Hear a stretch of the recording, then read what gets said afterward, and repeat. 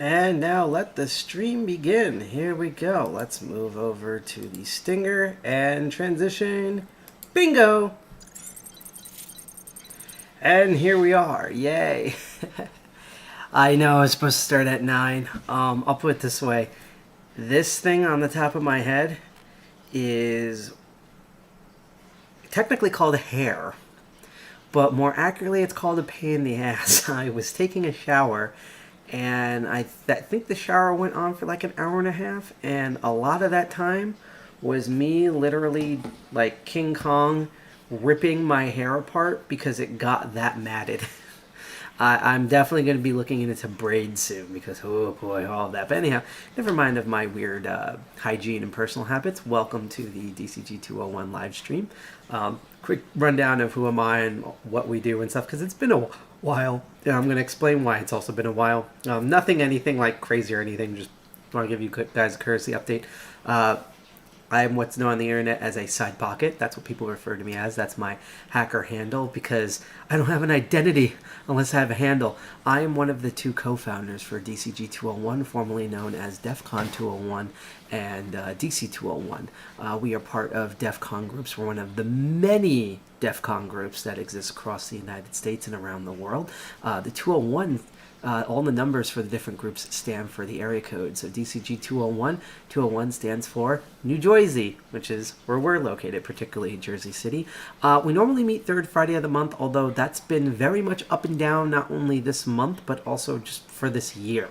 I am not going to exaggerate and say that for me, both personally and in the group, due to a bunch of different factors that I will hopefully talk about one day in the future. This has been, none of it has to do with DEF CON, by the way, or DEF CON groups. They've been super supportive, dead serious. I just didn't want people to start making stuff up because of the stuff I'm saying that has literally nothing to do with it, but just because of a ton of stuff. And some stuff I've mentioned on here in the past, but like literally, this has been the worst year for me. It has definitely been the worst year in terms of, I've been having fun. I couldn't continue doing these live streams and physical meetups without all of the amazing hackers, both locally in New Jersey and all the way out there on the internet. So thank you all for that. But so I'm not going to say it was a complete crapshoot, but it's just there's just been so much frustration going on, both in my life and has unfortunately affected DCG 201. Which, to be honest, even though this is not at all G.I. Jack's fault, who was our other co-founder, I always wish him well. There's a reason why we had a dual founder system in place in the first place, is because of crazy stuff like this. So that way one person's not super overburdened with running most of the website and the meetups and stuff. So yeah, but we're still chugging along. Been slowly putting things back on track.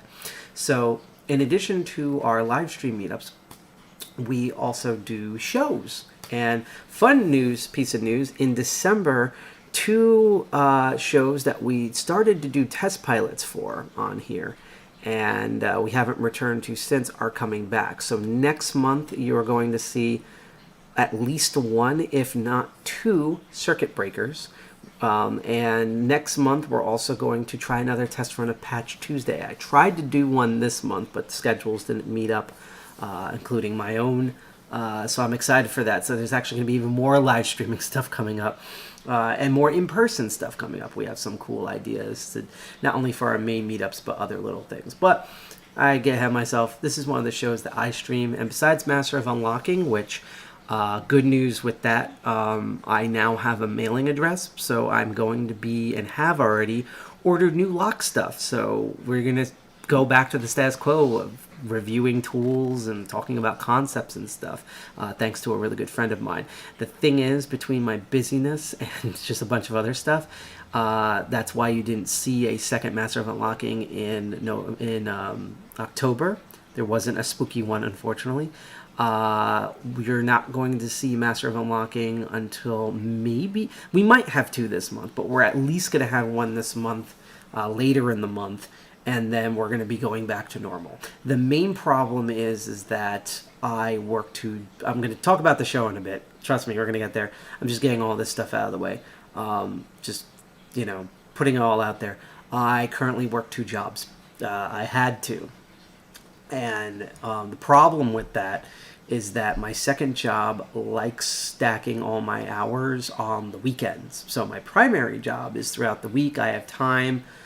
The weekend is usually where I used to have all the time in the world. I don't currently anymore. So you're gonna see a lot of different of these live streams bounce around. We might have to play things by ear for a while. What I think is gonna change is looking at the future schedules for stuff. What might happen is that crypto barons might remain at the same time, second and fourth Saturday afternoon of the month. But Massive Unlocking might move to Saturday instead of Sunday, first and third. And if certain things get in the way, we might have to do things on weekdays when I'm here. We're still sorting. Me and everyone else is still sorting out through stuff. So thank you all out there who watch our streams and interact with us on social media, even though one big one is currently dying right now, which I can't wait to talk about that in the near future, because boy, do me and a lot of hackers, you probably have already seen hackers not only talk about it, but leave a certain musky social media site. But we have a lot to say about that. We might even make that its own blog post and or video. It's going to be neat. But we're doing this episode today, so let's get through all this stuff. If you want to know more about our group, I'm at the final stages of getting our website back online. So that will be up soon, finally, after many months. It was supposed to be not even a month, and it turned out to be multiple months. But in the meantime, you can go check out our Medium blog, which I just posted in chat. We are going to, if you want to follow us on social media, we have a ton, including the musky Twitter that everyone's leaving now. But thankfully, we're also on Mastodon at hostsucks.social. We have a GitHub, which unfortunately we're not going to be looking at today, and I'm going to show you guys why in a bit. And we're on Instagram. We're on all sorts of different platforms, some open source, some more closed. We're there where the people are, and we're also there on things that we think were cool. We're actually going to be adding a new one very soon that we've been testing out because of how musky Twitter's gotten recently. But if you want to find like our alternate blogs and other social media, I just post our link tree right in chat that goes to all of those type of links. Finally, if you like the content that you see on the current live stream, you can follow us, like, share, and subscribe completely for free on our main channels, Twitch, DLive, or YouTube. When you do, we get a little notification while we stream, and I cheer you on. You can also follow when we're not streaming. That's appreciated. If you are on YouTube, make sure you click that bell and turn all notifications on, because YouTube is a poorly coded piece of shit, although soon Twitter's going to outrank that because SpaceX employees. And it seems like in addition to spam on Twitch, we're already getting spam on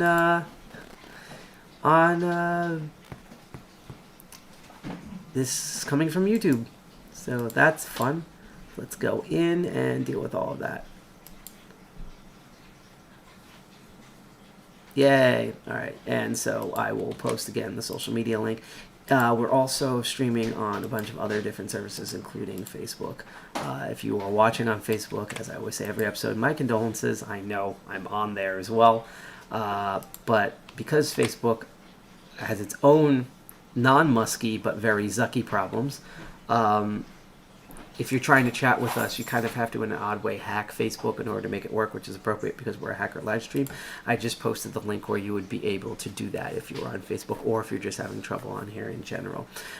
Finally, and I know I said this last month, I said at the end of October, we would be done with our charity donation. But again, due to a bunch of different factors in my life and DCG 201 operations, everything going on, even in the weird sort of hacker compound construct that I'm in, and one of the security drones is actually looking at me right now for bringing that up. It's like laser sights. You know, if you've ever played Breath of the Wild, you know what I'm talking about. I haven't been streaming, so we're probably going to extend this. I don't know if the entire month of November, but we are going to extend our charity drive where we're trying to raise money for the National Abortion Federation. You can go donate at this link that we posted in chat. You can go to the QR code in the corner of the screen. I promise it's not a man-in-the-middle of attack for tabs. It actually goes straight to Tiltify, which is our trusted partner in charity. We don't handle any of the money. Or if you're on Twitch, you can scroll below and there's a little widget that you can click on where you can donate while still watching us. And I know you're probably sick and tired of me saying this, but this is a big issue that we're very big on, because never mind just ethically we feel it's the right thing to do, not just for abortion, but you have to understand that the Roe v. Wade thing set just sexual rights for everyone, especially for people with uteruses, far held back beyond the Stone Age, because that's where certain politicians that hate hackers like to live in. That's why they don't like technology. But Roe v. Wade, because it was based on an actual privacy right, whether or not you have a uterus, if you live in the United States, now the Patriot Act can be better used to spy on you, and already has. And in fact, if you are also not in America, because unfortunately people look to us for advice, we don't know why, but they do, a lot of countries are also looking to follow suit with their own versions of this. So yeah, this is a big deal. This is as big as the musky stank ruining Twitter right now. So we're trying to raise money for a group that's basically the EFF for sexual reproduction rights. That's why they have the word abortion, scary word, in their name. But they do things like they also they train doctors. They educate the public. So it's not just abortion. It's just sexual and reproductive stuff in general. And they both do things with boots on the ground with some of the protests you've seen. They also have a League of Lawyers, which sounds like a more awesome version of League of Legends now that I think about it. But they're sending all of those, so they're fighting on both fronts, and they need all the help and support they get. That's why we're helping them raise money. And as you can see, people have already donated. We're trying to still reach a $400 goal, but even if we don't reach that goal, all the money that's going to be donated from whenever the hell we cut this off in November, I promise in November it will end, that will go straight towards that charity. And again, it's done through Tiltify. We don't touch any of the money because, one, we already know people don't trust hackers. We don't even trust ourselves. We're hackers. We don't even trust ourselves. And two, this is a crypto show, which I'm going to get to in a moment. We all know about pump and dump schemes, whether it's fiat or with crypto. This is not one of those. And even though people like, which I still laugh at, the biggest donation so far has been by our good hacker friend, Foot Picks for Sale. That's their actual hacker handle. Great one, I might add. You don't even have to, if you want to send $25 to match, or $30 or $50 or $100, go right ahead. But even $1, $3, $5, those type of small amounts is how we've gotten over the goal humps in the past for these. So just putting it out there. And one last thing. If I'm going to not only constantly put those links throughout this short live stream, it's going to be admittedly short today. I know I say that and then we stream for like 5 hours, but trust me here, I don't have a lot to cover, and I'm going to bring up the factors as well. Though it'll be very interesting stuff that I'm excited to cover. Since we know we're a cryptocurrency show, unfortunately Tiltify does not take cryptocurrencies. They only take fiat money. So, what if you don't believe in centralized banking, even though we're going to talk about the FTX situation and how you guys keep saying you want to be decentralized, but you never practice it, and now you're going through everything that Wall Street does. Congratulations, but we'll get there when we get there. But let's say you do have cryptocurrency, whether you have a big one like crypto or Dogecoin or Monero, or you have a cool altcoin that you like and you would rather try to donate to this cause. Well, unfortunately, National Abortion Federation and Tiltify do not take cryptocurrency. However, the Giving Block does, which we covered last December, which December's coming up soon, which is an amazing platform where you can donate cryptocurrencies to charities. And so the equivalent, who have worked with the National Abortion Federation in the past, is Medical Students for Choice, which are the actual doctors and caretakers and physicians, nurses, and I'm missing one here, not clerks, clerics, I guess we're in RPG mode, whatever, that do handle not just abortions, but reproductive education and practices. So the money goes to training them so they can do, if they're legally able to, abortions safely and properly. They do sex changes, they do venereal disease, not giving them, but treating them obviously. They do education, all of that. So if you have cryptocurrency, I'm going to post a link to the giving block where you can donate cryptocurrency to that, send us the receipt, and we'll still cheer you on. Oh yeah, by the way, when you donate through Tiltify, we get a little notice, and instead of just cheering you out like we did with foot picks for sale last time, we worship you the entire goddamn stream. So it's pretty cool. So even though I'm going to be reminding that throughout the episode, let's get to the actual show. This is one of my two shows. The other, as I said, Master of Unlocking, where we pick locks, which should come back next Saturday. So let's see what happens. But this show is Crypto Barons, which I love both shows. They're both like my children, and I think they're great. But this show is about, as I always say, looking at cryptocurrency and blockchain technologies as technologies. Yes, we can actually look at the tech side of crypto, and I'm not blowing smoke up your ass either. Well, sometimes we cover a bit, which we will today, a bit of financials. We'll cover a bit of tokenomics or like social endeavors or stuff, but our whole shtick is usually, do they have a GitHub or a GitLab? Let's look at the code. Let's download the code. Let's try to run it. Do they have a testnet? Let's try to connect to it. Do they have a wallet? Let's run it. What's their white paper? Let's read it. Let's look at the math. Does any of this make sense? Is this a scam? Things like that. The actual underlying tech, the nuts and bolts, the Rust and Python and TCP IP connections, Web3, MetaMask, all of that stuff. And that's what we cover on this show. Now, we originally were supposed to only cover one topic on this show, but because of all the recent news, as sometimes we've done in the past, I have preempted. We're still going to cover the last thing, and actually, because of the nature of it sets up, I can't cover it the way that I want to cover it. However, we are going to actually look at two other topics. So we're going to start off with the FTX exchange and all of that.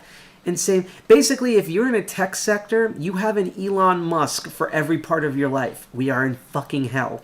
And this is crypto's current one. And we're going to take a look at that. Then we're going to take a little bit look at the U.S. midterm elections and how that's impacted cryptocurrency and markets, and how and why and which candidates support and stuff. And then finally, we're going to talk about our main topic today, which is this weird blockchain security platform called CypherDog. That was so cringe, but still, it's called CypherDog, and similar to when we looked at Tezor, we're gonna see it from a hacker's perspective, and we're gonna see if it's as secure or even just a good idea as they like to pitch it to you as. So that's what we're going to be covering. am going to take a very short break. We're going to listen to music for about a minute. I have to go get water and some stuff, and then we will go right into all the topics I talk about. So donate to the awesome charities. Follow us on Twitch, D Live, and YouTube and others. We're also streaming on PeerTube, which is awesome. So stay tuned. I will be right back. Enjoy the music in a bit. Doo-doo-doo.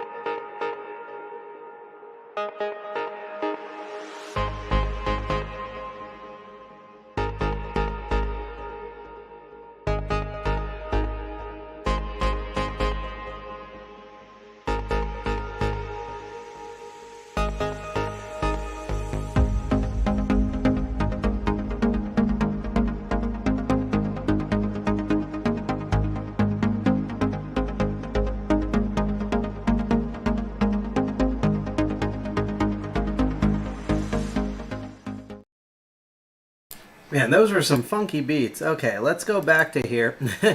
Sorry for that. That took a little bit longer than I thought it would. That's what she said. For me to get set up here, but I think I'm doing good now. So, as I said, Crypto Barons is a live stream show. Wow, we're streaming at midnight. This is the first. We're probably going to stream to 1 a.m. Where we look at blockchain and cryptocurrency technologies as technologies. And we're going to be covering 3 different topics today. As I said, we are part of DCG 201. I'm the co-founder of it. This is that Medium blog that I posted about earlier that you can see on there. If you want to go check that out. I'm going to put the link to that in a second. Dee-dee, doo-doo, da-da. There we go. So that's the link to our blog right there. Ooh, why is it not? Hold on. What is happening with the Twitch? Okay, now we're good. Now Twitch got it. So you can go check us out there. Again, we haven't been posting much because I've been busy and we've been trying to set up stuff behind the scenes. Some stuff has worked out, some stuff hasn't worked out, but you know, we're getting there. And we are going to be making a post probably later on this week, so, or even tomorrow. So check that out. It's going to be a couple of announcements. It'll be cool. But let's get into what I was talking about earlier. So this is going to be interesting for me because despite usually me being on top of cryptocurrency news and blockchain news, I have been so busy that while I know this exists and I kind of know pieces of it, I actually don't know much about this. So we're going to find this out from everybody. So this is FTX. This is CNN. I can't believe I said it in that, but this is FTX. This was formerly known as Blockfolio. I used to use Blockfolio. Those were the 2 main cryptocurrency apps I had on my phone. I had a universal wallet that wasn't Exodus. I'm trying to remember what the name of it was. That carried multiple different types of wallets. And then I had Blockfolio so that I could keep track of and find new cryptocurrency coins, altcoins, and track how they're doing and all sorts of stuff like that. And it later turned into FTX, and they do everything. They track the different stuff. Again, they've seen Bloomberg and CNN and CNBC. This is basically, for most people, the stock market, if you so-called, of cryptocurrencies. They did NFT projects. They did DeFi. You could buy and sell crypto instantly. You could get a physical goddamn card with a chip on it and everything. It was pretty comprehensive. And note that I keep saying was because remember my analogy earlier where I talked about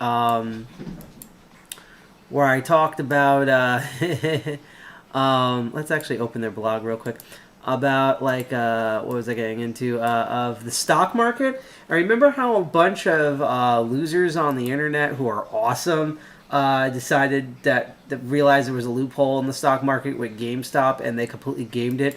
I don't know if that exact thing happened, but basically something fucking happened with FTX because FTX was made by this man. Oh crap! Jesus Christ! Why is his face so huge in the Vice article? God damn it! This is uncomfortably close to this man.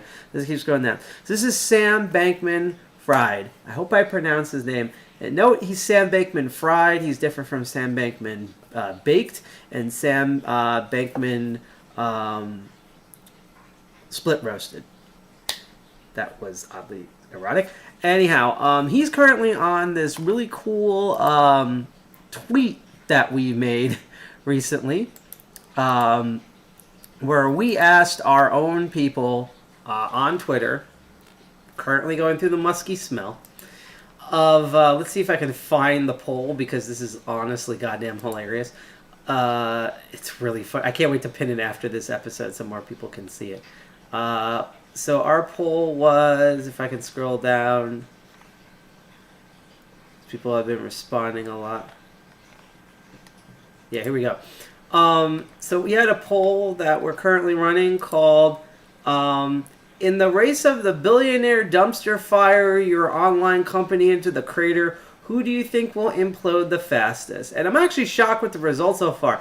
No one has voted for Zuckerberg, which is really impressive. And that actually kind of is more damning that no one cares nor possibly even knows about Zuckerberg and his Meta company. So that's how far they've fallen. Most people, because it's Twitter, have voted for Elon Musk. And tied right now are Ye, formerly known as Kanye West, where he went from $1 billion to $400 in the span of a week due to all of his terrible racist and anti-Semitic comments and being a dick in general. And with Sam Bankman-Fried, not stirred. Which is, this is basically the poll shit show. It's going to go on for the next 2 days. I can't wait to see what the final results are going to be. But that's what we mean about Sam Bankman-Fried. He did something to FTX, which he founded, that we're going to find out by reading this. So the article is called Sam Bankman-Fried was supposed to be different. He wasn't. The FTX founder was said to be the next Warren Buffett, a billionaire with a savior complex. Just like Warren Buffett, now it's all burning down. Let me make this a little larger, and I'm not going to scroll up because I know the face is larger. Actually, let me take a peek. Okay, that's way too close to him. All right, so let's go back here. So I'm not going to read the whole thing, but we're going to read part of it here. 30-year-old Sam Bankman-Fried is a crypto wunderkind. Wunderkind, America. Now we're going to get DMCA'd. A flurry of well-placed puff pieces laid the groundwork for a reputation as a genius, a slightly awkward space cadet, but a genius nonetheless, who seemed to have his hands in everything, everywhere, all at once, just like that awesome movie that they should not be quoting. He was, according to various articles and magazines covered, published shockingly recently, the next Warren Buffett, and will soon be the world's first trillionaire. Bankman-Fried, by the way, you're going to realize that just like with the name John Madoff, of how hilarious that this is, he made a crypto exchange that's currently on fire and failing, and his last name is Bankman. A little bit of fucking irony because we live in this goddamn timeline. So Bankman-Fried not only has been described as a savior of crypto by his financial bankers, but canalized as a man who would somehow save the world as the face of effective altruism movement favored by Silicon Valley elite. See, okay, do not listen to Silicon Valley. Silicon Valley is the successor to all of the really intelligent in terms of infrastructure and programming and networking chops, but absolutely stupid when it comes to everything else. Online, high in the sky head U.S. libertarians that built the internet.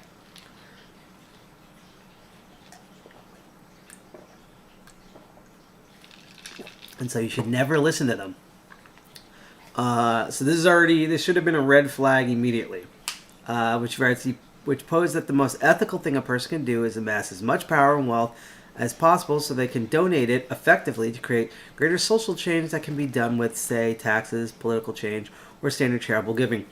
I'm starting to notice a parallel here between this and how people see Elon Musk, where, he's an environmentalist and things like that, and claims, he's trying to expand humanity to space and stuff, when in reality he's just another rich asshole, because the thing is that money is money, money talks, money is the American system.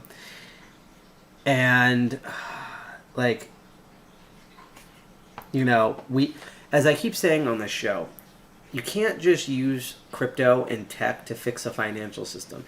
You can make it better, you can improve it, you can make it faster and cheaper, but you can't fix it. Because in order to fix finance, you have to actually fix financial problems. Things like fraud and abuse and checks and balances. Things like that. All the technology in the world can assist in the concepts, but you need to actually tackle those issues first. And that's what's been failing to happen here, as we're about to read. He was a top political donor. He gave millions support to the Biden campaign, although he says he donated on both sides of the aisle because he's trying to be partisan, because he doesn't want to piss off his right-wing financiers. And his supposed benevolence became core to his public image. One viral video on YouTube with 1.5 million views, called "The Most Generous Billionaire," and features Bankman-Fried handing out money on the street.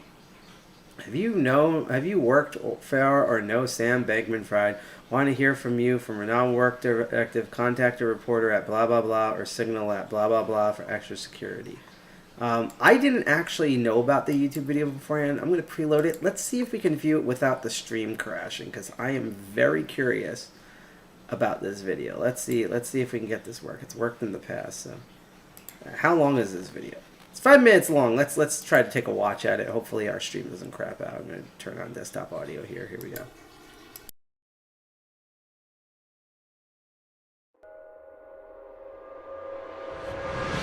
Okay, the guy... For many reasons. I flew all the way from Dubai to the Bahamas to tell you the incredible story of Sam Bankman-Fried. Ever since Sam was a kid, he wanted to get rich. Really, really rich. But not for the reasons you think. I wanted to get rich not because I like money, but because I wanted to give that money to charity. So after graduating from MIT, he went on a mission to get rich. One day, he noticed that the price of Bitcoin in the United States was different from the price of Bitcoin in Japan. And that was an opportunity. So, Bitcoin is trading at $10,000 on a US exchange, $11,000 on a Japanese exchange. You take $10 million, you buy at $10,000, you sell at $11,000, you make $1 million, and we were able to do that every weekday. So every weekday you made $1 million in profit just from doing that? That's right. Yeah, from this simple idea, he made a total of $20 million. And that was just the beginning. Sam became a crypto trader full-time and started a crypto trading company called FTX. FTX is a cryptocurrency exchange. It's a place that you would go to buy and sell Bitcoin and other digital assets. And this is the crazy part. In 2 years, his company became one of the biggest in the world, worth over $40 billion, and he's not even 30 years old. That's impressive. But Sam is not a traditional billionaire because he believes in the concept of earn to give, which means his goal as a human is to make as much money as possible just to give it away. Earn to give. And that's exactly what he's doing. So let's say that you have $100 and you want to figure out what you can do with it to help the world. Earning to give is thinking about which causes, which charities save the most lives per dollar. This $100 can go as far as it possibly can to help the world. Last year, this 29-year-old guy donated $50 million. Next year, he's planning to donate $500 million a year. And next decade, he will probably give away more than $10 billion. The amount of good that you can do for the future of the world is really large, and it's way more than you can do to actually make yourself happy with anything like that amount of money. And he is funding everything you can think of. Global warming. It's one of the biggest problems that we have to tackle together as a world. COVID-19 preparedness. We have to be ready for the next pandemic. Neglected tropical diseases. More than 1 billion people suffer from them. We have to eliminate these diseases. And of course, animal welfare. Animals deserve to live just like we do. It's also why I'm vegan. Sam doesn't need the money to buy a Lamborghini or to buy a Rolex or to impress his friends. In fact, his car is a Toyota Corolla. Hold on. Where's your car? It's that one there. That's like what, a Toyota? Yeah, it's a Corolla. Why don't you buy a Lamborghini, man? It didn't have any particular need for one. He wants to get rich in order to impact the world and change it. Try to think about what are the most important problems facing the world today, and what can you do to help make those as much better as possible. In the next few decades, Sam may become a trillionaire. He is an example that age is just a number and that making money is not a bad thing as long as you use that money to help the world. All right, we're done, man.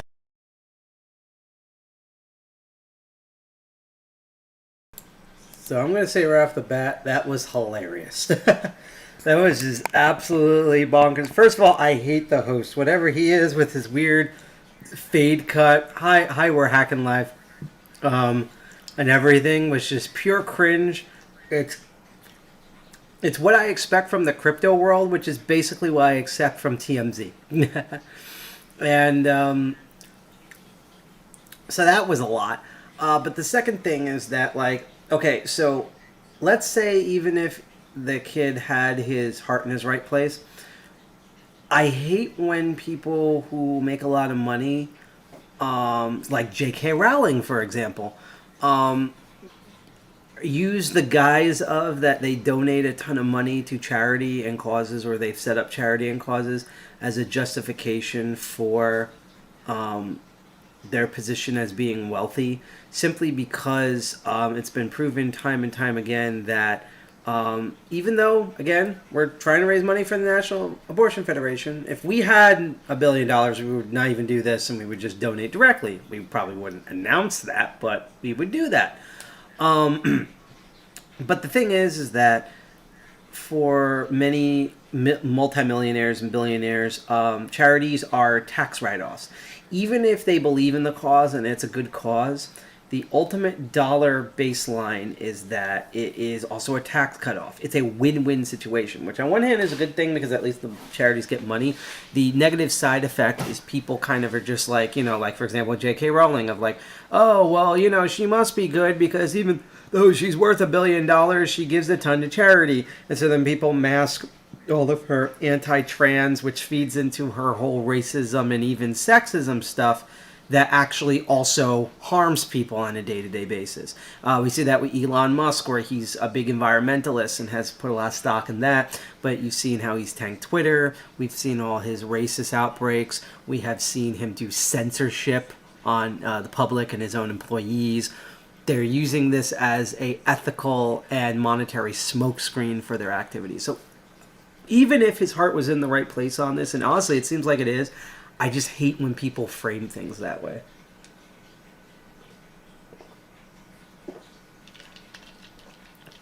Why does every bank do the diving, and why hasn't that been noticed in Japan? I actually think it has to do with the underlying overall decentralness of cryptocurrency. Because even though, as we're going to see, things unfortunately have become very centralized, the fact that there's no major actual Bitcoin bank, I mean, Binance is probably close, FTX used to be, but that there's not one, and that they're more seen as global things and there's not one for each country, means that, to some degree, cryptocurrency, even so-called stable coins, are still Wild West. This is still young technology. This is still young financing. This is often people doing financing who have no idea, who are great at tech but have no idea how to do financing. So I keep wiping my eyes because when I was in the shower, so many chemicals from my hair seeped into it. I actually had to wait till my eyes healed a bit so it didn't look like I was doing a ton of cannabis products before I got on the stream, which I haven't. It's just all the shampoo and stuff was getting in my eyes. So if you see me rub my eyes a lot and blink a lot and stuff, or forget to say things, that's why. Anyhow, but that's why there was a difference. Fun loophole he found, though. That was actually pretty clever, of noticing that each country, particularly with Bitcoin, had a different monetary value. So if you did the right trading, you can actually make more money than you actually pay in gases to trade. So that was kind of cool. So let's see how his sort of downfall went here, because even with all that cringe, okay, this guy knows what he's doing. He was worth $40 billion at one point. What happened here? Let's see. Someone said, I think he had a certain mystique about him. People thought he was sort of a responsible, that's going to be a key word from what I've heard, brilliant crypto billionaire, which does not exist. That's Harry Allen, a law professor at the American University of Washington College in Law, told Motherboard. That mystique, I think, gave him a lot of credibility to argue for special regulatory treatment for crypto. Now, Bankman-Fried and his cryptocurrency exchange FTX have imploded spectacularly. His vast $32 billion net worth all but ran off completely due to his admitted financial mismanagement. Instead of the chosen one, had been revealed to just be the latest of a long line of poster children of how a tech industry hypes up individuals who can talk a good game but inevitably leave destruction in their wake. And I do want to make a comment on this over this graffiti here. As we've heard with the Twitter engineers who are now rapidly leaving, a big aspect of this, and I call this the Steve Jobs effect, because let's rewind back. Steve Jobs, there was two Steves. I mean, there was other people that helped with Apple, but the super core was Steve Jobs and Steve Wozniak, otherwise known by his call sign Berkeley Blue, one of the early hacker handles. And their setup is that overall, Woz did all of the engineering and programming. Okay. Did all of the engineering and programming, and then fucking shampoo in my eyes. They did all the engineering and programming, and Jobs did most of the marketing and business. Now, the thing about this, though, is that they were friends, and to be honest, I'm going to give Steve Jobs this.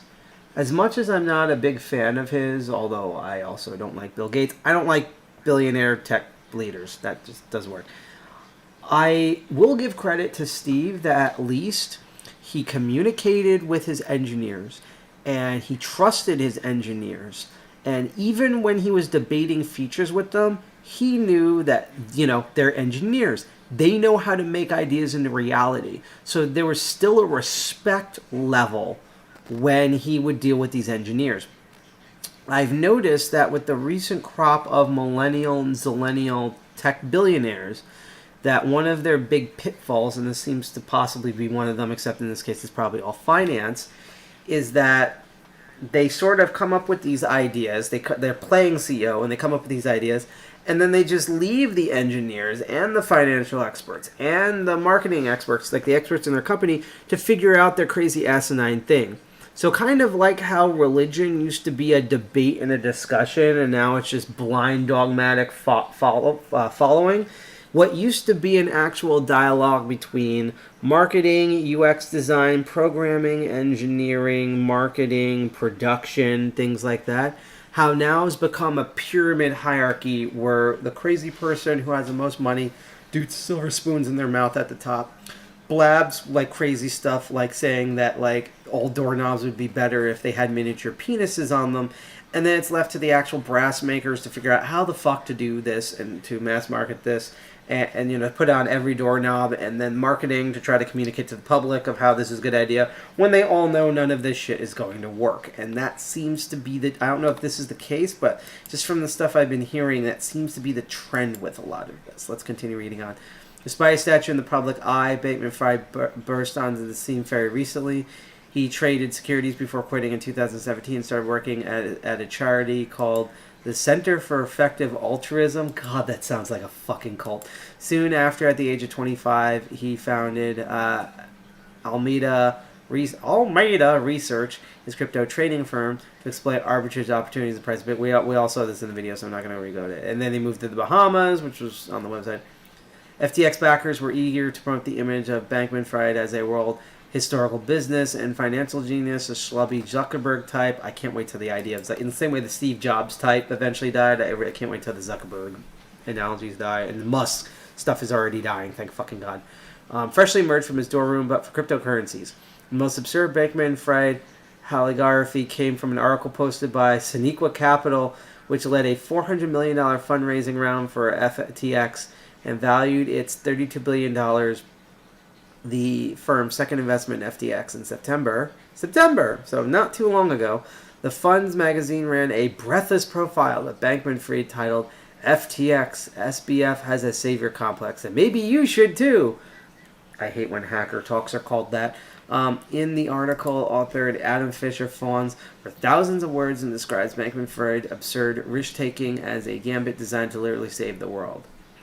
As he writes here, he has to find a risk-neutral career path, which, if we strip away the trader jargon, actually means he felt he had a need to take a lot more risk in the hopes of becoming part of the global elite. The math couldn't be clearer, Fisher wrote. Very high risk multiplied by dynamic wealth trumps low risk multiplied by mere rich guy wealth. To do so To do the most good for the world, SBF needed to find a path on which he'd be a coin toss away from going totally bust. See see, this is another thing about this too. It's something that I heard when someone was talking about bigotry, and it goes something like this. So the saying goes that the real true reason why many people hate gay people, there are exceptions. Some people have like bad personal experiences. Some people just can't grasp the concept. But for the majority of people out there, the reason why most people hate gay people, or hate black people, or hate poor people, or hate Jews, or any sort of stuff, is because their leaders tell them to. Their preachers tell this to them. Their financial, their politicians tell them this. All the celebrities they see on the TV and the internet posting and live streaming. Not me, even though I am not a celebrity. I guess you could lump me in the influencer category, I guess, to some degree.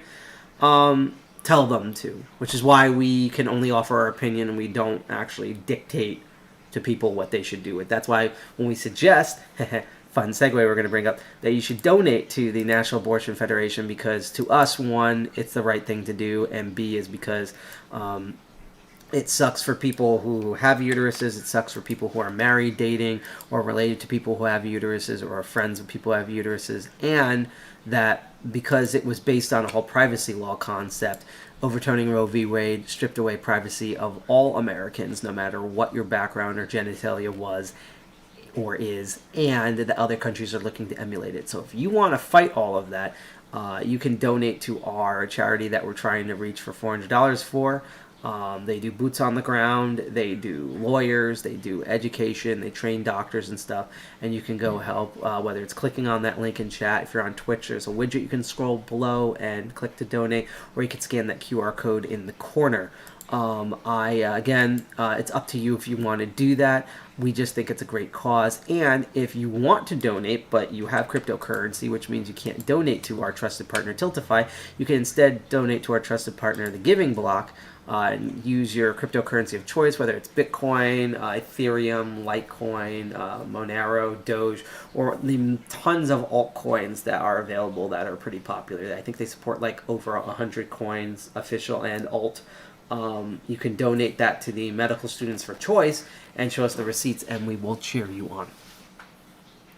And for the Tiltify, someone should really not knock foot picks for sale, $25 donation off by donating $26, or if you're really bold, donate $30. But we're just saying.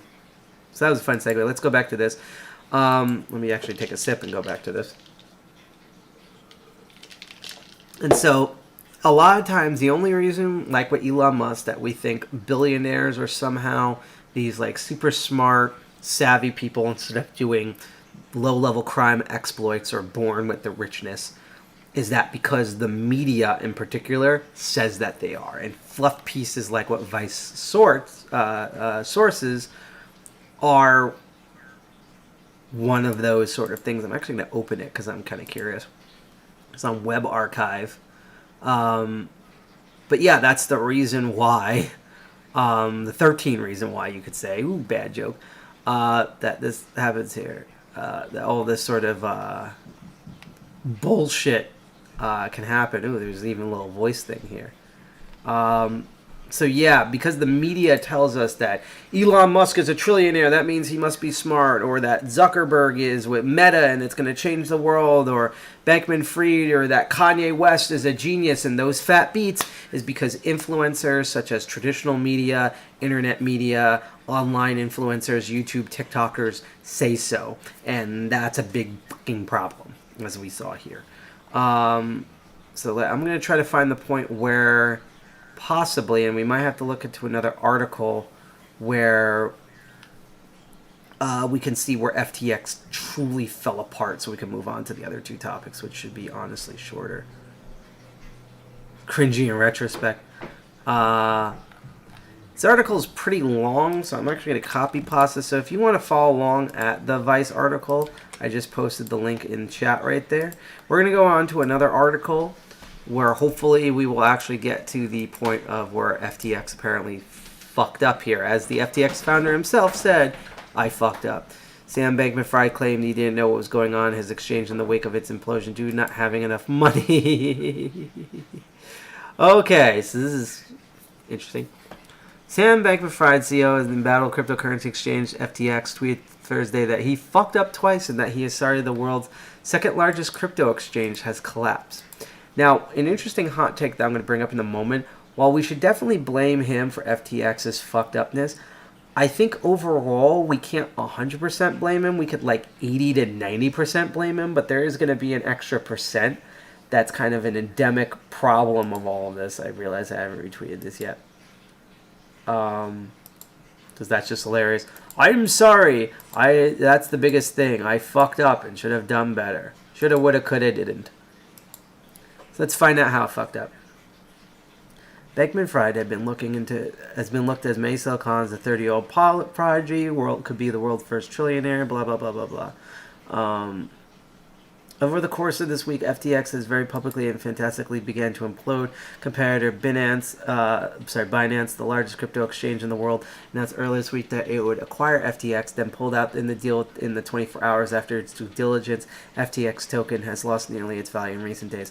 For all of our people watching on DLive, which to be honest, recently I have actually been thinking of killing our DLive channel, which hurts me a lot because I actually have really good memories through DLive. People still watch us on there for some reason, and I really liked the community that I saw.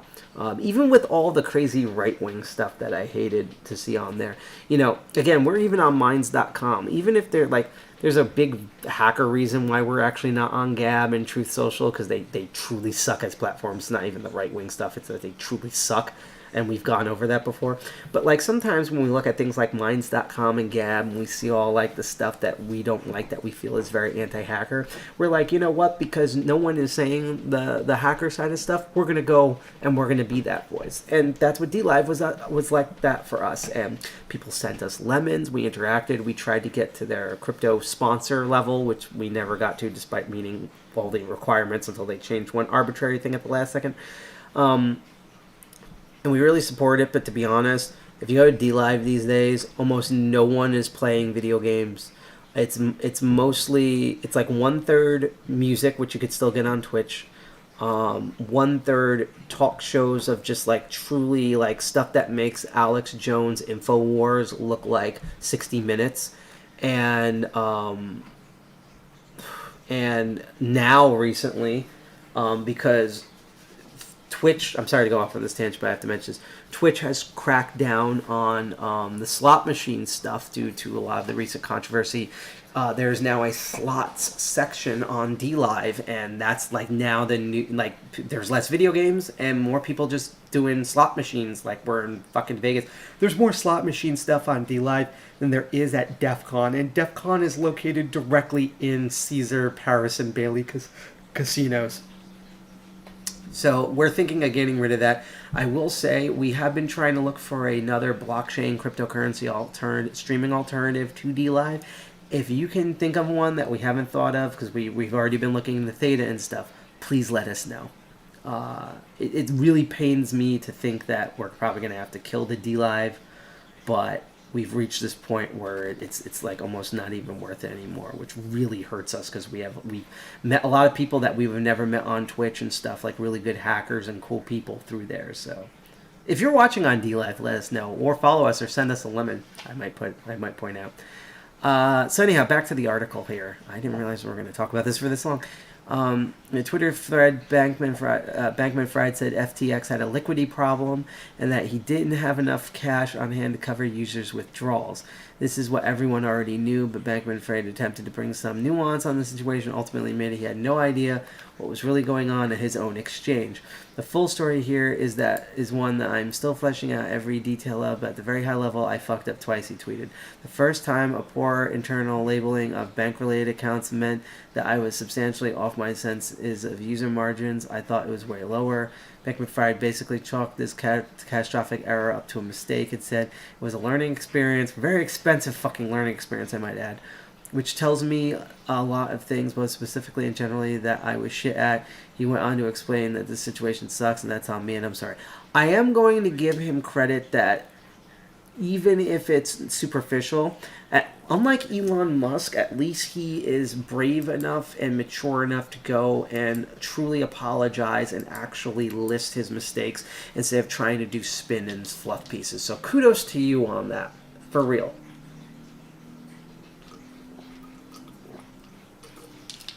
FTX, which has lost many of its executives in the last few days, is now looking for cash bailouts in the billions, which Bankman-Fried said will go straight to users to cover the investments. 3 days ago, Bankman-Fried tweeted out that competitors trying to go after us with false rumors, presumably referring to Binance. FTX is fine. Assets is fine. He tweeted before deleting it. It's fine. Everything is fine. It's fine. Actually, let me grab this from my coat. Oh. It's fine. Everything is fine. This is fine. Everything is fine. This is perfectly fine. It is fine. We are fine. It is fine. This is what Bankman's going through right now. That everything is fine. This is fine. This is perfectly normal, and this is perfectly fine. This is fine. It is fine. As the room engulfs in flames and the smoke starts to choke everyone. Totally fine. Perfectly fine. It's fine. This is fine. It is fine. Anyhow, to finish up the FTX thing, I still don't know what was the root cause of what the hell happened here. FTX, which has lost many of its executives in the last few days. Okay, it's not that. Wednesday night, Sequita Capital wrote down its investment in FTX to 0. Oh, wow, that's even worse than Terra Luna. Noting in a letter to investors that a liquidity crunch has created solvency risk for FTX. The full nature and extent of this risk is not known at the time. Based on our current understanding, we are making our investments down to 0. Bloomberg also wrote the value of FTX and Bankman-Fried's sister hedge fund Alameda Research to $1 each, wiping out 95% of his net worth and taking him out of the billionaire ranking. Bankman-Fried tweeted that Alameda would be, quote, winding down trading, unquote, and acknowledged that the firm is also facing severe money problems. FTX.us exchange portal for U.S. investors. FTX was international only, is apparently still operating. Bankman-Fried is the face of the effective altruism movement championed by many rich people in Silicon Valley, which basically posits that it's good for society for individual people to make as much money as possible in order to eventually donate that money. It kind of sounds like, it honestly sounds like the two different sides to the same exact fucking coin as the prosperity gospels, where it's like, you know, that God wants you to be rich, and that if you can make the preachers rich, that you can somehow buy your way into heaven. It sounds like that type of bullshit, but without the religion, except you could probably argue that Silicon Valley's head up its own ass, smelling its own fumes, is that religion. He has received many glowing profiles as would-be do-gooder and only wears pants, quote, in front of Congress, ew, and donates a lot of his money. I still don't know what exactly happened at FTX. Maybe if we go to the previous article, because remember, I've only seen various posts. I don't know exactly what's going on, so let's see here.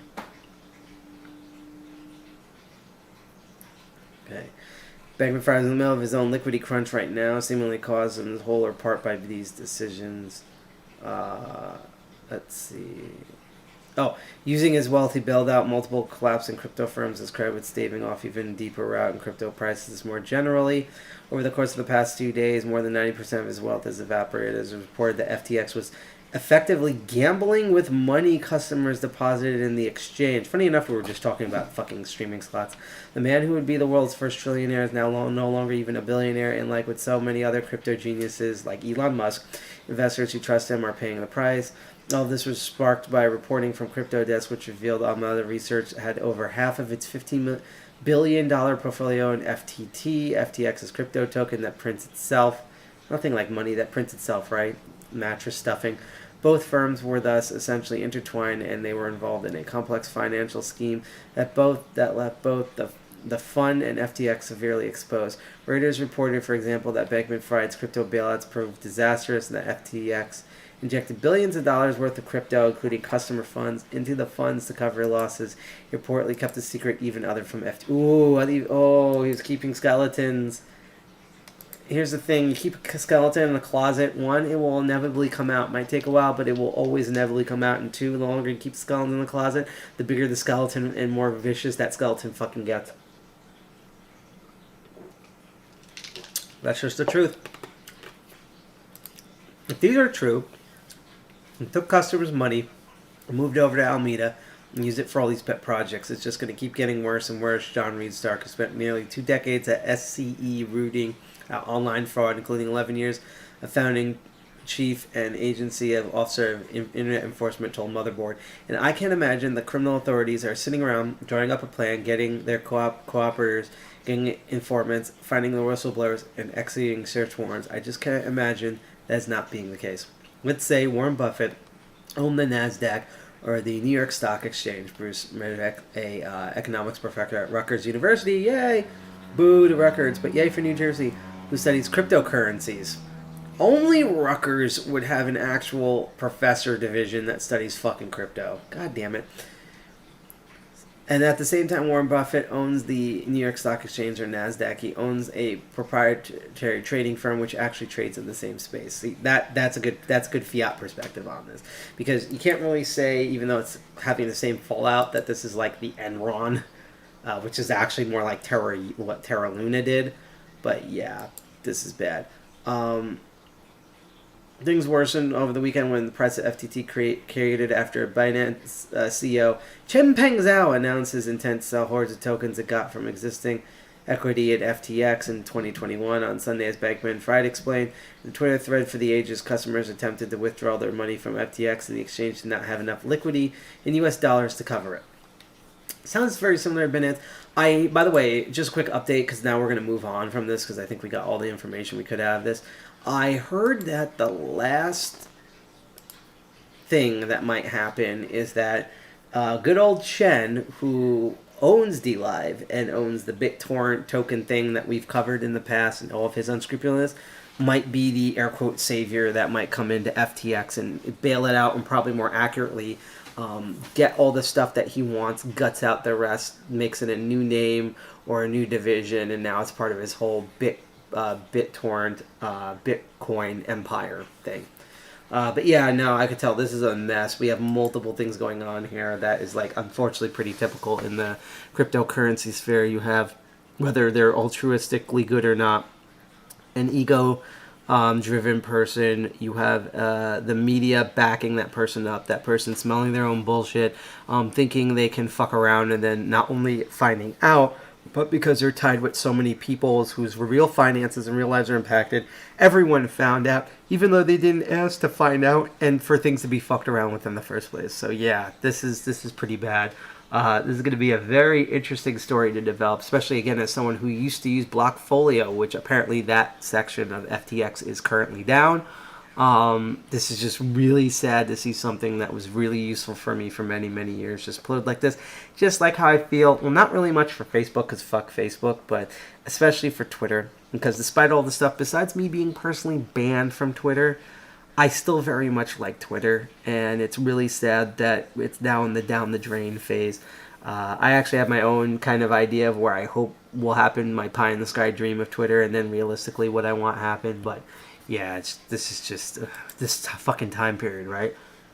This is we reap what we sowed in the 90s here with all the internet stuff. So anyhow, let's go to a minor bit of news here. Is that recently in the United States, if you haven't heard, we just had our midterm elections. I voted. I'll actually show you guys something really, really cool, actually, about my vote, okay? So when I went to vote, and let me just get this for a second. I apologize for this blank space here. Where did this thing go? I know it's somewhere here. Whoop. Over. Pick this up. Pick you. Grab that. I am a ghost. I am the empty chair. Fear the empty chair. Ooh. Even though it's like 2 weeks after Halloween, still trying to do spooky sounds and shit. In that weird hacker compound void that I'm in. Here we go. So I was gonna show this at our live stream meeting, and also this in person. I wish I got a bunch of, but I didn't want to seem like a complete ass while I was there. So yeah, I did go vote in our midterms for New Jersey. There wasn't really much going on. We voted in House of Representatives. I'm pretty sure Menendez won because he always wins. By the way, just my background, I find Menendez okay. I'll put it this way. Usually, because Booker and Menendez are usually in for it each time, I usually more vote for candidates that I feel like should be in charge rather than than they expected. The only reason, besides the fact that he's decent, that I voted in Menendez instead of two other people I was looking at, is because I'll put it this way: in 2016, even though I don't like her, I actually despise her, even though I hate Trump way more. Everyone just thought Hillary Clinton would win, even marginally, and it turned out not to be the case. And because every other state, all the midterms were like razor thin close, I didn't want to risk it, so I just voted. I'm not voting any R, no matter. I've looked at their platform. In fact, I'll put it this way: last time with Cory Booker, his opponent actually had a really good platform. But after never mind George W. Bush, but what Trump did, fuck that. I'm not doing that. And this is just my personal opinions, by the way. If you voted for someone else, even if it is Trump, I'm not going to argue with you, although I still think that Jan 6 was one of the worst things that has happened. I say that as a hacker who normally hates the government. So I went and voted, and we also voted like students and stuff. It wasn't like Pennsylvania where governor versus, Fetterman versus Oz. Thank God Oz is out. Actually, now that he lost, can we do a runoff vote where we can vote Dr. Oz out of our state? Please, just get the fuck him out of here. He's like I would rather have Snooki take a political point in New Jersey than to have fucking Dr. Oz. And I blame Oprah for this. I don't care if she distances herself. Fuck you. You're the reason why I got popular. But I voted.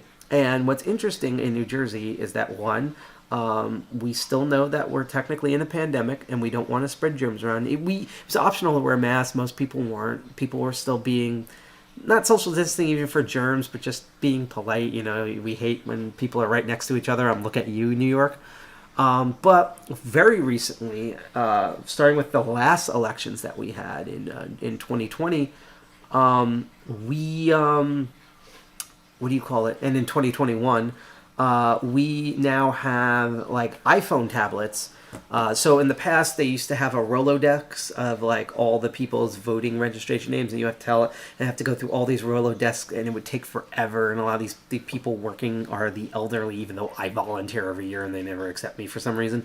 And what they instead did is now they have an iPad. So you tell them the name, they type in the name, it instantly finds it because it's in like a wiki, and then you go and sign it. And they didn't want people to be touching the screens and spreading germs. So we didn't have I voted stickers, but what we did, actually, let me switch over to just chatting for a second, just for this. What we did get are these I voted styluses. I know it looks like a cigarette. I know it looks like a cigarette or a joint, but it's actually a stylus. It's a paper tube with this rubber thing at the end, and because it works on an iPad, it actually works on any capacitive screen. So it works on McDonald's kiosks, it works on my phones, works on my tablets, works on my Nintendo Switch. And this is not only a really cool thing and really shows how much New Jersey is the hacker state, but what I also like about it is that my primary job, I work outside. Because of how fucking cold it is now, I have thermal gloves, and it was always a struggle to take the thermal glove off, check something on my phone, put it away, put the thermal glove. Now I have this in my pocket. I can just whip that out and do stuff on my phone lightning fast. And so this was really cool. I'm going to look into who makes these, and I'll try to have, not I voted ones, but like have these at our meetings, because I think that's really cool. So just wanted to do that anecdote out of the way to talk about this thing. So believe it or not, yes, the midterms did affect elections. Now, unlike what I've done in the past, I was not able to, for some reason, to find which new candidates being voted in on our midterm supported crypto or not. Ironically, off the top of my head, I know that the new Prime Minister of the UK from the awful Tory party is a crypto bro. So there's that. But midterms did affect cryptocurrency and blockchain. And you're like, well, how? If you don't know what candidates are being accepted, how? Well, two things. One, in our sister state, New York, Kathy Hochul won governor. Congratulations to you. I honestly don't know your background, but you're probably better than everything else. I wish they would kick the fucking mayor out, as usual. So congratulations to you. I give you 2 seconds. But because she's on there, now everyone's looking to her because there is a moratorium that's been dropped on the governor's desk in the past couple of months, and it's been backed by, it's been kind of bipartisan, but it's mainly backed by the Democrats and some Republicans. And basically, so the big issue with cryptocurrency for a lot of politicians, even more so than the financial regulation stuff, is the environment. Bitcoin still makes the world go round. Bitcoin is still using proof of work. There are still giant mining facilities. In fact, because of this bill, there's a major crypto mining company that is moving their facility out of New York State and into Arkansas, and this is causing environment concerns, legit environment concerns, I might add. Even though there's other things that I think they honestly should be focusing on a bit more. But, this is an actual important thing. It's why most cryptocurrencies have transferred to proof of stake, for example, including Ethereum, which is very popular, DeFi platform application, DApp token system.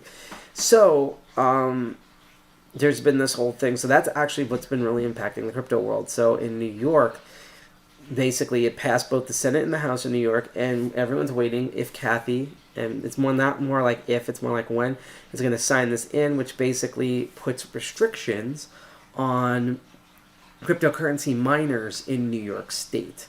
This is state legislators passed a bill in June that enables a 2-year moratorium on new permits for fossil fuel power plants seeking to mine energy-hungry cryptocurrencies. The bill also requires the state to complete an environmental impact study on crypto mining in the state. Honcho has until the end of the calendar year, so by December 31st, to sign this bill into law. Missing that deadline amounts to a pocket veto, forcing the state lawmakers to pass similar legislation again next year if they're still concerned about how much energy crypto mining consumes. Honcho has yet to comment publicly to sign the bill. Her office didn't immediately respond to an inquiry from The Verge. Again, this is also affects because some of the big crypto mining companies have moved out. And in fact, here's a very interesting political plot twist that either you did not literally see coming or you're shocked, well, maybe not that shocked. And let me go search these guys, because I forgot to load this up earlier.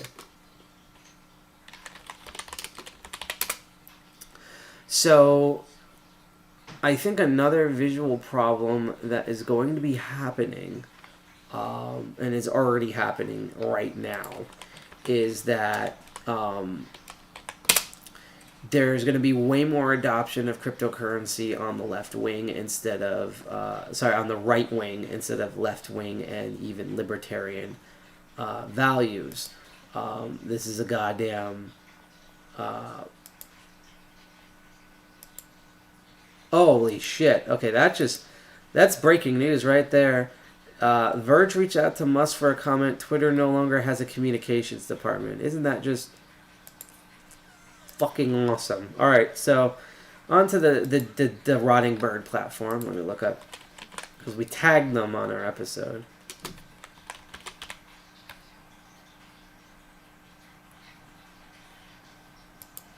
So a lot of cryptocurrency is now leaning towards the right wing.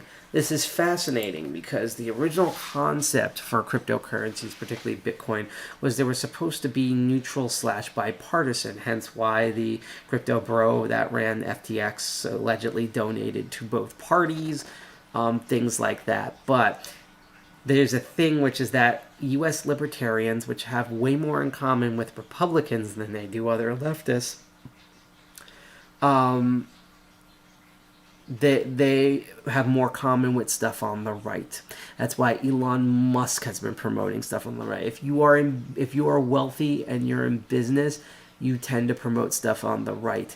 And combined with the fact that the right wing does not care about the environment. At best, they put it on low priority. On worst, they outright deny climate change and stuff like that, which means that even though a lot of these Republican stuff don't directly support crypto, they aren't going to regulate its environmental impact like the way the left does. And one of the security drones just nabbed another bad actor. Wow, great job there.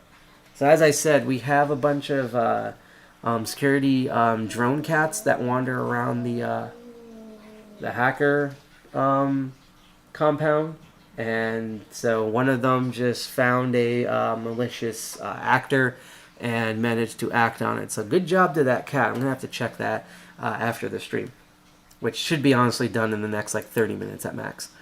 So you have a group here like the Texas Bitcoin Alliance, and you can even see it right here. Because they're looking at business, they're not looking at ethics, they're looking at business. I'm going to share this. BlockFi says it could no longer operate business as usual, pausing client withdrawals. Wow. Where did I see this?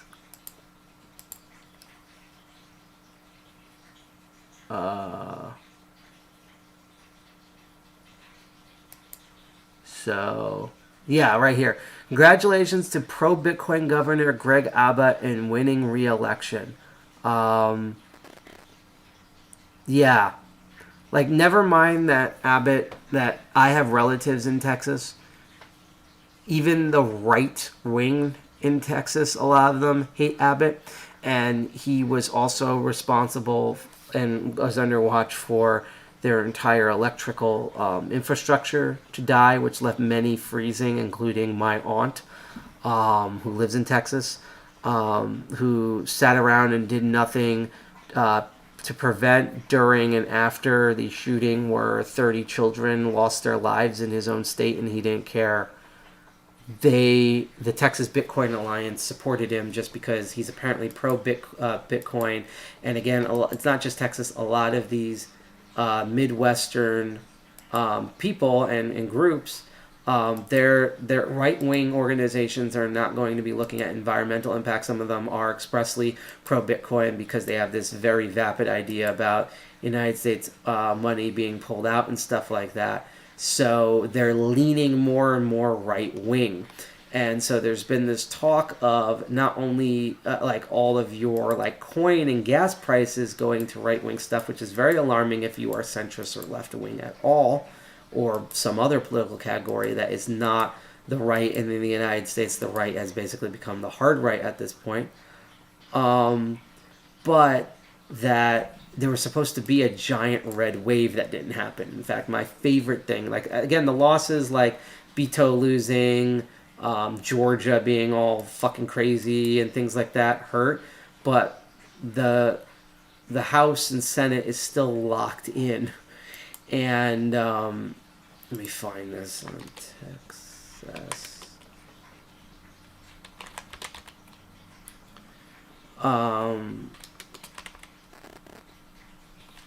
Okay, I'm trying to see where the convention is. Hold on a second. Maybe if I type in that. I had it before. I should have opened it as a separate page. Alright.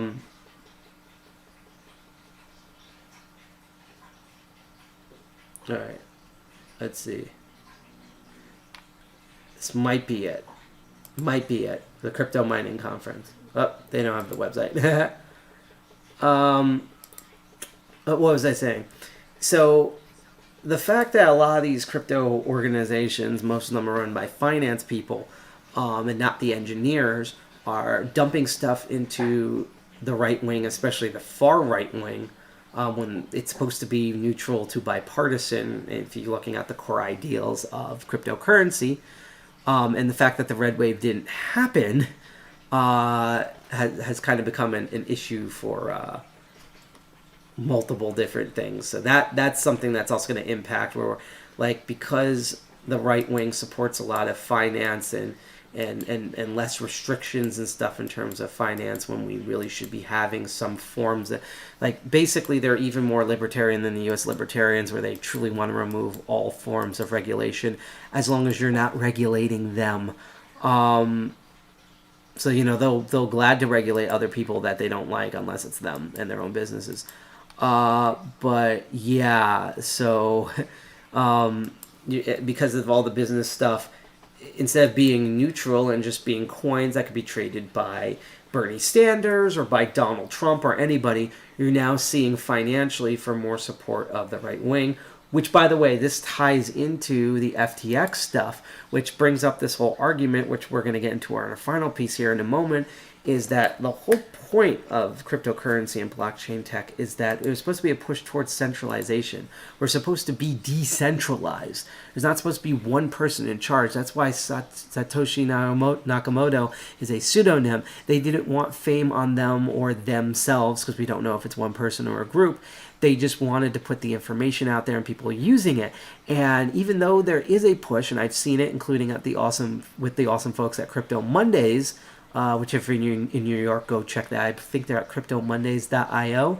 But instead of a push for decentralization, because we haven't fixed the core capitalist financial problems yet in the United States and globally, it's now become more centralized where, instead of having all these decentralized exchanges or exchanging directly, you have Binance, you have FTX, and now FTX is imploding, which is going to take like 1/4 to 1/3 of the market down when it shouldn't, because this stuff's supposed to be decentralized. You're gonna have these Republican right-wing U.S. politicians who are going to put into Binance and stuff and centralize everything so that they can decide for themselves what to regulate and not regulate. And the only way you can have regulation is by centralization, and that's what the crypto market keeps pushing, because this is what happens when you have financiers and snake oil salesmen get in charge of your tech project. I rest my case. That's why I'm bringing up all this stuff with the midterms and stuff like that, to see how all this centralization impacts things. And so finally, we're going to get into what the original episode was supposed to be about. And when I was looking at Teznos, I was also looking up various security stuff in cryptocurrency and blockchain. I haven't really checked into a lot of that, so I was just looking around. And I found something that I want to look at today, more for its very, with Teznos, it seemed promising, but I wanted to examine it, and even though I'm still skeptical and I have some questions, I came out way more positive about Teznos than I did going in. I don't think I'll be able to quite say that for that next thing. Also note how much FTX US, how much the uBlock Origin decentralized and Privacy Badger notices. Why did I block? I blocked 5 cookie trackers, 631 locally injected resources, including a jQuery, and I blocked 76 blockers on here, so 41% of FTX. Wow. Anyhow, I don't think I'll be able to say that much about the thing I found, and that is the CypherDog security platform. Yeah, this is a thing. It's a very interesting thing, sometimes for all the wrong reasons. Let's look at it and then end today's episode. By the way, before I get into the whole thing, I do want to remind once again that up until some point in November, I know I originally said in October, but I haven't been streaming lately, so I kind of want to give it a good college try, as they say, We are still raising money for the National Abortion Federation. I'm going to post the link on, I must say Fitbit, on Tiltify, where you can donate. You can also scan that QR code in the corner if you have a phone that you want to use, or if you're on Twitch, you can scroll down. There'll be a little widget where you can donate directly. And this is for, speaking of left-wing stuff, I mean, I hate that I even have to say it's like a left-wing thing, because really, to me, it's just a no-brainer of just look, over half the country, if not half the world, people have uteruses. So why are you shitting on people who have uteruses? Why are you making it worse for people who are married to, who are dating, or who have friends and relatives who have uteruses? Why are you dunking on hackers that have uteruses? And most importantly, why are you overturning a decision the Supreme Court made, which they made on a privacy basis, so that they can't spy in people's houses for dumb excuses such as they might be doing weird hanky-panky? And now that you've overturned it, you have also expanded the Patriot Act, so no matter what your genitalia is, everyone is currently fucked privacy-wise even more than they usually are, thanks to all of this. So fuck you guys for that, and I think National Abortion Federation will agree with us about that. So we're trying to raise minimum $400, but even the $75 we've raised so far, and whoever donates more, whatever we end up with at some point in the month, all of that is still going to them. And if you want to try to donate $26 or even $30 to knock Foot Picks for Sale as our top donor, because we do have a leaderboard, you can do that. Why is my nose getting stuffy all of a sudden? But if you're broke like I am and can only afford to donate $1 or $3, $5, $10, all that stuff adds up. And again, all that money is going to go straight to National Abortion Federation so they can send boots on the ground and lawyers to try to unfuck the biggest privacy and ethically violating thing in our country that we've done since the United States slavery, which 5 states, by the way, had it a vote on to remove from their constitutions, and I think only 2 did. That's how much of a backwards third world, cannibalistic, goddamn shithole, as Donald Trump would say, that I live in. But yes, you can donate money to all that. It's handled through Tiltify. We don't touch any of the money. And if you have cryptocurrencies, if you want to donate, we would recommend donating to your shitcoin or major coin to the Giving Block for one of the partners of National Abortion Federation, Medical Students for Choice. So whichever one of those 2 you do for the Tiltify one of National Abortion Federation, we do get a notification for that, and we'll worship you on the stream forever. In the same way we get notifications if you follow us on Twitch, DLive, or YouTube for completely free. And if you're on YouTube, hit that bell and turn all notifications on so you can get the notifications, because YouTube sucks. But yeah, we get notifications for that for the charity of crypto. Just email us or DM us the receipt, and we will cheer you on. So our last topic, as I said, is CypherDog. This is just weird, let me tell you.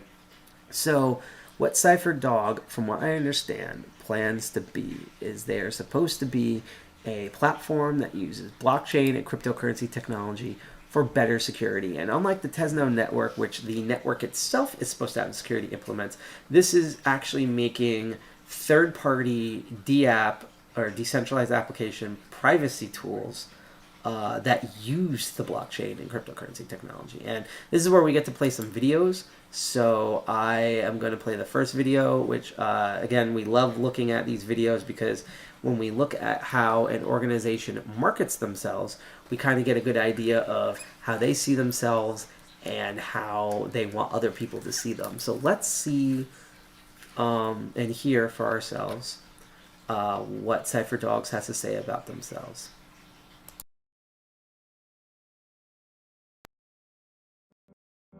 Emails. Imagine without them. Invoices? Do you pay them any other way than online? I doubt it. Just like you can quickly send a scan of your ID to your HR manager without leaving the office. What a convenience. You also don't have to go anywhere if you are taking part in an offer competition or tender. Life could not be any better. Couldn't be? What if your emails on the way from London to New York land on a different computer? Or someone gets into your mailbox, then to the cloud, and they can see all your photos. And these invoices, how certain are you that you are making a transfer to the right account? Maybe a scan of your ID card has already been used to borrow under your name. And commercial offers? How many of them have you lost because someone sneaked into your inbox and found out what offer you are making? What to do in this case? There is one answer. CypherDog is a tool that will give you peace of mind. No untrusted third party, no authorization by SMS or email, no reset password option. End-to-end encryption, 100% certainty that your data is only yours. Phone book and personal data that are not sent to any server. Blockchain technology for storing public keys. Unique identity authentication method. Which scenario would you decide on? The choice is yours. With our powers combined, our power is yours. So that was a nice, interesting fluff piece. There were some positive buzzwords in there. So now we're going to take a closer look and see if we can actually follow these. This blog post, as they read, the CypherDog security project was made was made to make cyberspace safe for users. I also like how they use the term cyberspace. Like, I'm waiting for them to quote Al Gore and his like internet superhighway bullshit. During its design, the users were at the forefront of this hierarchy of importance to satisfy their expectations, and more when they use CypherDog products. It's just so weird that they're called CypherDog, because it sounds like some bad rap album that DMX released like in 2001 and no one ever noticed. Security build-up and features were made to be top-notch, blah, blah, blah, blah, blah. CypherDog also makes a mission to take cryptocurrency to the next level, making its adoption in different sectors of the world economy faster.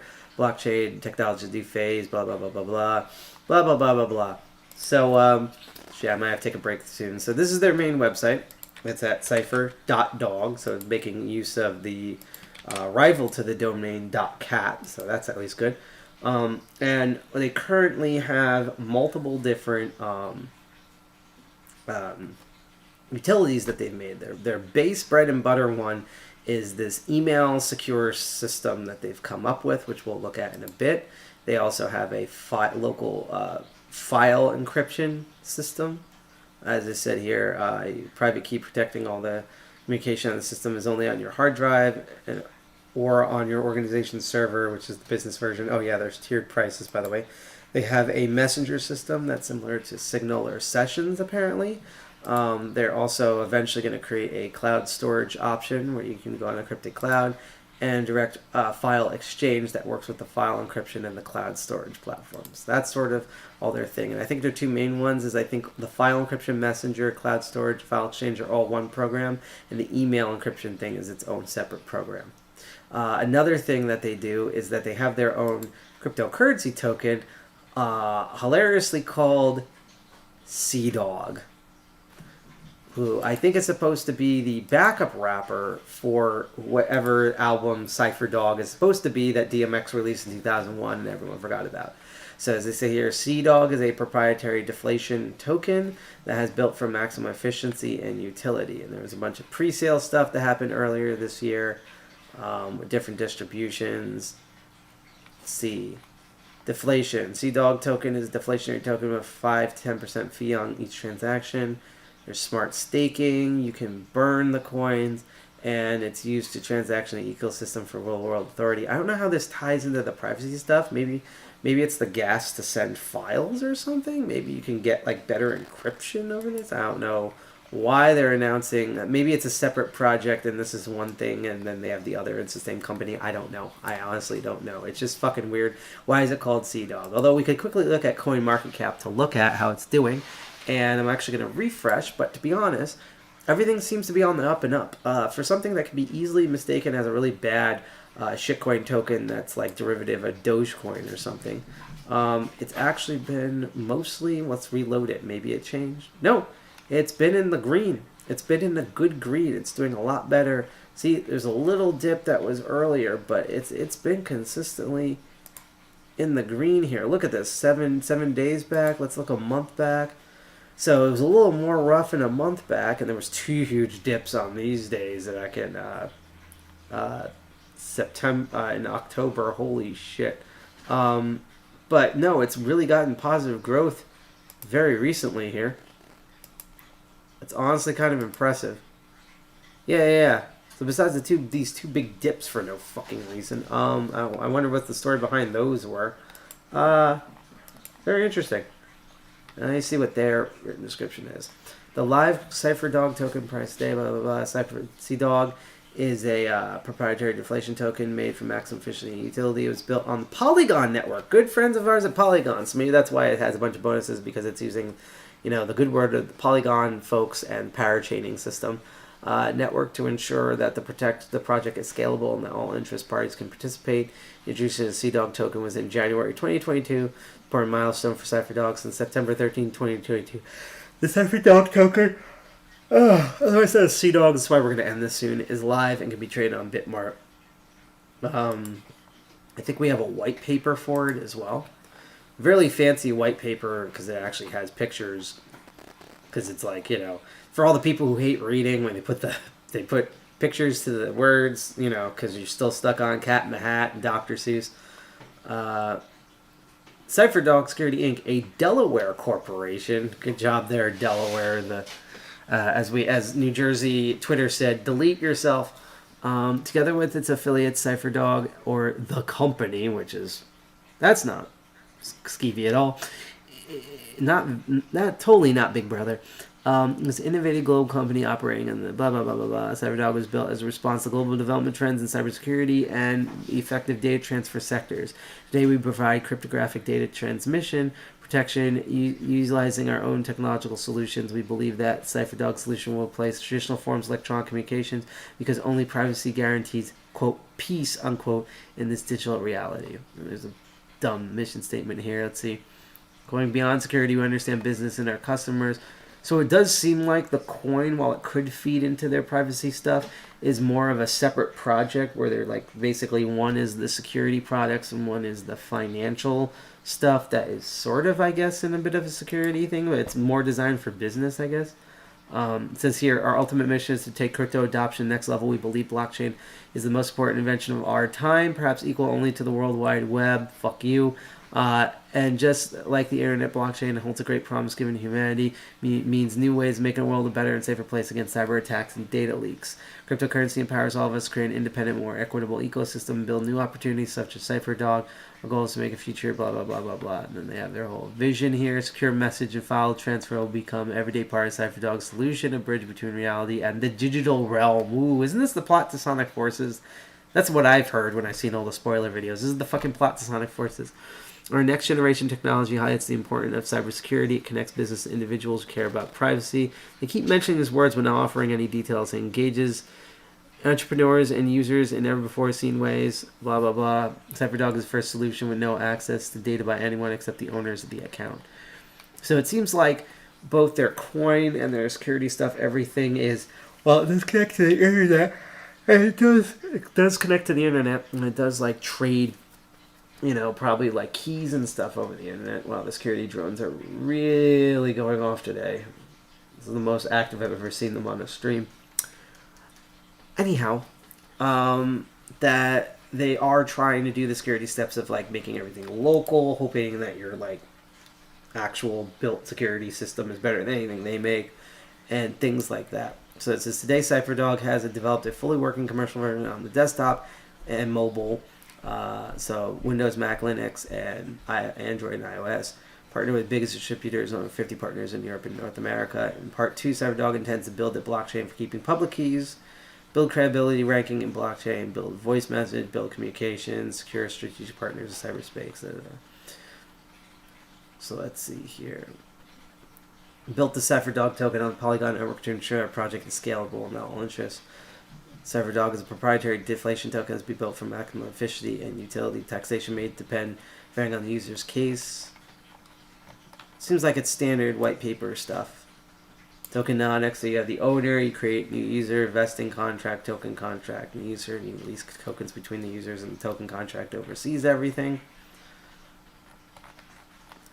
Very little math, lots of percentages, very little math, very words and pictures, which I actually do approve of. There's a Cypher Wallet app. I know it partly uses MetaMask, but I don't know exactly how it uses MetaMask. And I know that you could use Matic to actually trade in the coin. So it's very interesting. If you want to look more at this PDF for the white paper, I'm going to post that in chat right now. And in a couple of minutes, we're going to end the stream. So let's get to more look into this now. I want to look at their main product first, which is their email encryption. The free version works 14 days with all features, and then you need like a license to have all the features afterwards, so you can decrypt the emails and stuff, because, you know, security under paywall is fucking fun. Right now they only have a Windows and Mac version of this, and what's really interesting and odd is that I think the application on your local side then works through your browser on like a client side, because you have plugins for this. They have one for Google Chrome, which I guess means it'd work everything on Proton Mail and such, Microsoft Edge, Microsoft Outlook, and funny enough, coming soon is Thunderbird and Firefox. You would think they would have really prioritized Google Chrome and Firefox, and not really Microsoft Edge, because Microsoft Edge already runs Google Chrome extensions. So maybe this was done before they adopted the Blink engine. I have no idea. It's just kind of confusing there. There is 2 videos I found about encrypting and decrypting emails, so let's quickly watch those and see how this whole thing works, because there's a reason why we're not running these. And what the... Oh, the DNS probe, yes. So I'm just confused because I just saw a lot of German and I thought Hitler was yelling at me. I'm making a joke. But no, we know about the whole DNS thing. That's why you can't really access the website online. Tomorrow and probably over the weekend, I'm finally going to address that. And so you're going to see a bunch of things go online. It's not going to be optimal, but it's there. It's been like that. I know about the DNS probe stuff because is it DNS? It's always DNS. So thank you for letting me know, but you're like the millionth person that let me know. I know about this. It will be finally fixed very soon. So thank you, and I'm aware. But let's watch videos about how this email encryption thing is. Hopefully I play the right video here. So I'm going to turn off the mic and let's watch.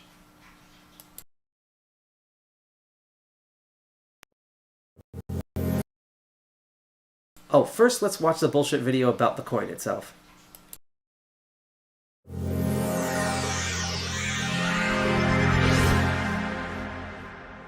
Ooh, pretty.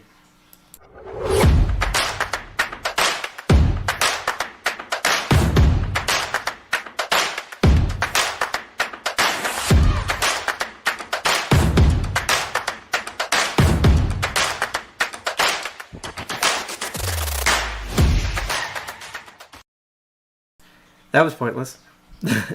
That was just some like weird hype video thing. But let's actually now look at the video about their email.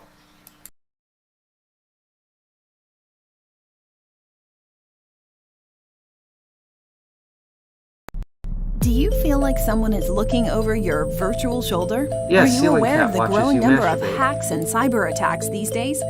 What can you do to improve your cybersecurity and protect your privacy? CypherDog email encryption is your solution. Emma keeps her email messages secure and private. With one click, she encrypts her email content and attachments. She decides which fragment of the message to John she wants to encrypt. With one click, John decrypts Emma's email message.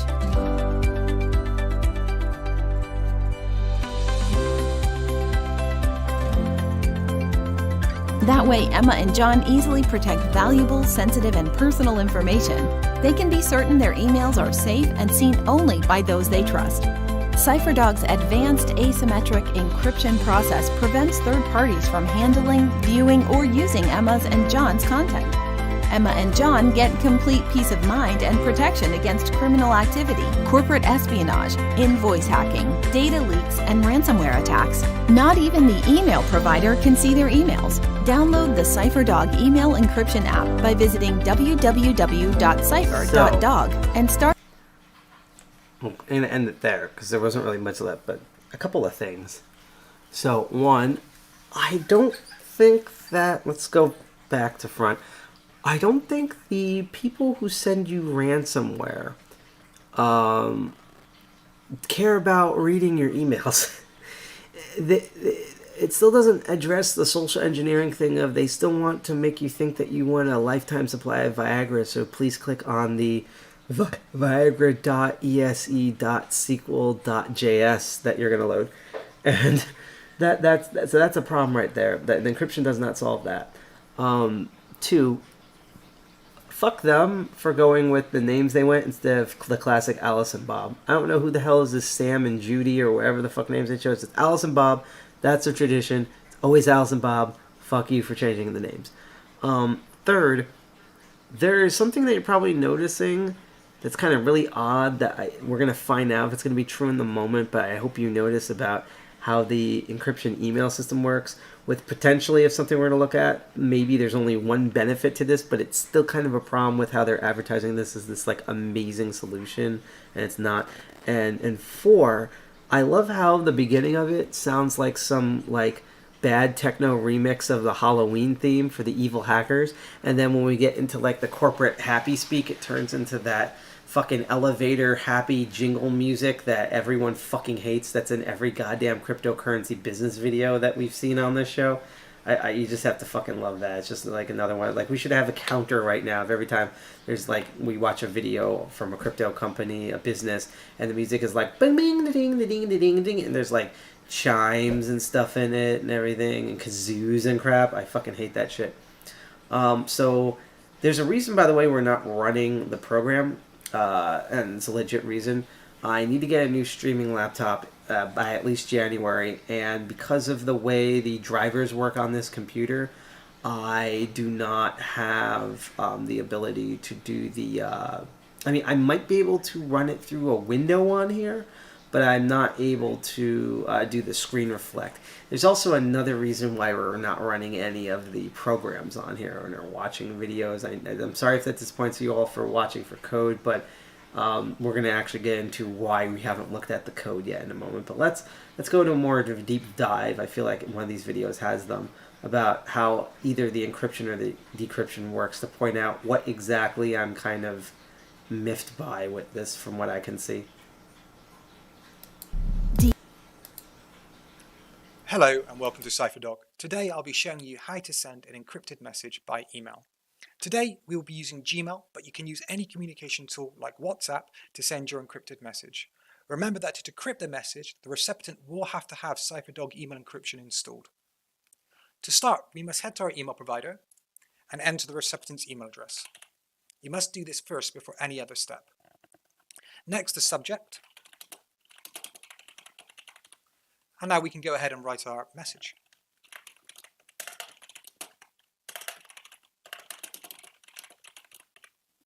You can encrypt any part of the message that you would like. Keyboard. So for today, I would like to encrypt this bit here. This is a test email. Head down to your app, right-click on the icon, and click Unlock Private Key. Next, enter the password. This will be the password that you set up when registering, and click OK. Once you've done that, you can now go ahead and encrypt the message. The first method is by highlighting the text, right-clicking, heading down to CypherDog email encryption, and select Encrypt Message. You'll be prompted to enter in the email address again.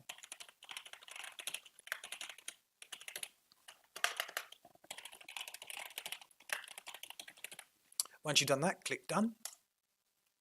And there we go. As you can see, the message has now been encrypted. This is the first way that you can encrypt a message. The second way is head back to the app, right-click on the icon, go to Encrypt, and select Text. You'll be asked to enter the recipient's email in. And now in this magic window box here, we can start writing our message. Once you've done that, simply select Encrypt.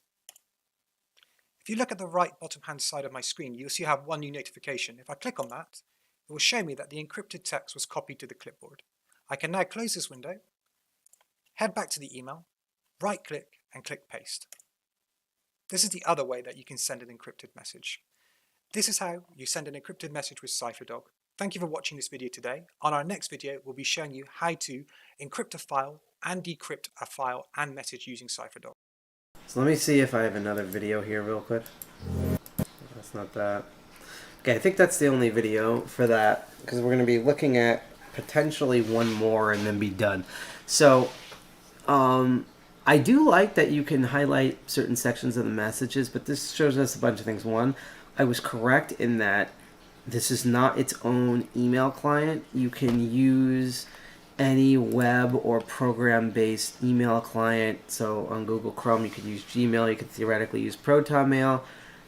Same thing in the Microsoft Edge browser or Microsoft Outlook. Eventually it'll come to Thunderbird and Firefox as well. So there, you could already see like there's potential for either app nabbing or add-in extension nabbing, or man in the middle, because your local program for the email encryption and decryption client talks with this extension that then talks with your separate emails. So there's three different things going on. Even with like Outlook or Thunderbird, it's still one program talking to your email client. It's not its own email client in of itself, which is kind of dumb. The second thing is that there is a page that I opened up. This is the cryptography. And to me, this is the only advantage here that this has. You can see it has RSA, it has SHA-256 RSA for its file encryption, the private key generation encryption address book, storing files in the cloud is 256 RSA. For the address book, it's AES 256 plus RSA 3072. Same thing with the chat, calculating room. My issue is that outside of all these more kind of higher end to some degree of encryption cipher types, it really just is Mailvelope. I used to have Mailvelope when PGP and GPG were more of a thing. People don't really use it anymore for multiple different reasons. I used to kind of have as a legacy thing. I haven't really added it anything since because no one has done keys, even though my Proton Mail still sends its public key every time I mail people as an attachment. But really this just sounds like Mailvelope where you can add SHA and RSA encryption to instead of just PGP and GPG. And then Mailvelope works the same way. It has a little plugin, although it doesn't have to do a separate program. It's just plug into webmail client sort of thing. And that kind of brings up the point of, if this is just a glorified Mailvelope, one, where's the blockchain part come in? Is that from like, I'm thinking that's just the account, like your actual count on the CypherDog, because it really doesn't really impact the email encrypt and decrypt. It's not like it's storing the emails permanently on a parachain within a blockchain that's only your parachain that you can access to and is immutable and permanent to you, and is also technically decentralized by that point. And so this just sounds like they're kind of overhyping things, to be honest. Now, again, we're not running the file encryptor, which uses RSA and stuff. We're not doing the messenger cloud. We're not doing any of this stuff. I just went, oh, there goes the security drones again. At least they're very active. That's good to know. Unlike before, that we kind of did that with the upgrade here. Very feisty. Good job. But that's sort of the thing right here, is that these just look like tools, like, you know, with like Messenger, you can use Session, which funny enough is also based on the blockchain, and Oxen, you know, for cloud storage. iCloud still has good security for the most part. You have Veracrypt and stuff like that for file encryption locally. File exchange, you can use Onion Share and a bunch of different things. There's just other stuff that's free that you can use both at a personal and business enterprise level that you don't need for this. In fact, just to prove that, I'm going to actually go to privacy guides.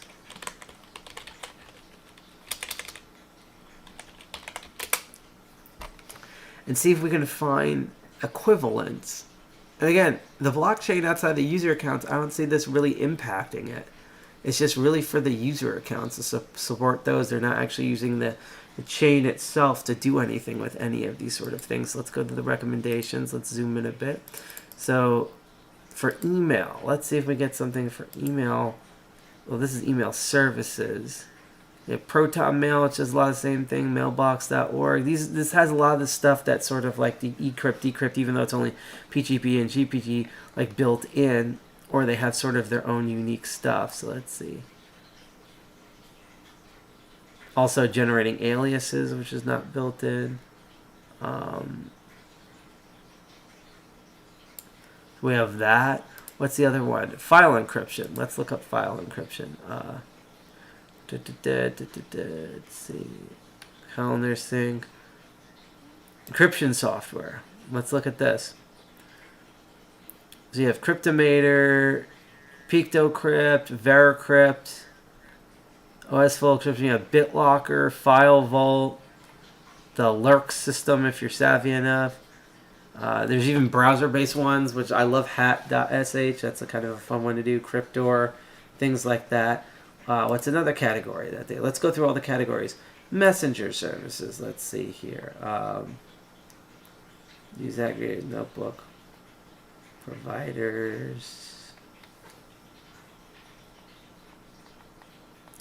That's in real-time communications. So you have Signal, even though I'm kind of iffy about it. Same thing with Element, but at least there you have Session. If you're super, and you're only on Android and you're super private, you could use Briar, which even does things like local offline communication. Last one, cloud storage and file exchange. Let's try this. So let's see. That should be in no clients. Maybe in file sharing. You have Send, which is for Onion Share, Freedom Box, File Sync, Let's see about storage here. Cloud storage, here we go. Crypty, Nextcloud, Proton Drive, which is very new that I haven't tried out yet, but it's part of my account. So we have this type of stuff, and they're free, and they're open source. And particularly with open source, that's my other big criticism about all the stuff I've seen with CypherDog so far, which is that, let's look down to their socials. We have, all the way down, a Facebook, an Instagram, a Twitter, a LinkedIn, which is very uncommon with this, a Telegram group, a YouTube channel, a Discord, which I recently joined, their Medium blog.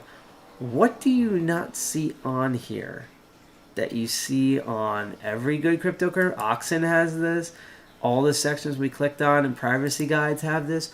What do you not see on here that I said is kind of a... By the way, this company, is Polish. I just want to put out there. So there's a lot of things both in Polish and English that you don't see that's kind of concerning. That I said it's not the means all the end all, but it's still a big red flag even with good intentions. And you're right. There's no Git repo. There's no GitHub. There's no GitLab anywhere on this website. We can't look at the code. I can't say for sure if CypherDog is closed source, but you cannot look at any of the source code for independent audit. We can't clone it and make our own versions here. This is, as far as I can tell, just proprietary to CypherDog, which is curious because you have hybrid solutions like with Proton Mail and stuff where a lot of it is open source, but like the core security part is not. You know, I would still take that over just not having any open source thing in general, which then really puts this into a more, I wouldn't call it sinister light. It just really seems like similar to the Librum people, that they've taken something, they took something and it's like, we just made Mailvelope where we have other types of encryption, and they're advertising it like, is this some revolutionary thing for like you and your business to use that's like the utmost security, or frickin' Veracrypt or whatever the hell, Sessions and other stuff. They're just taking and doing their own things. They don't even involve blockchain because the blockchain is not far I can tell. That's just the account. The crypto coins are their own separate thing. That's just our own financial project. And that's all they're kind of focusing on.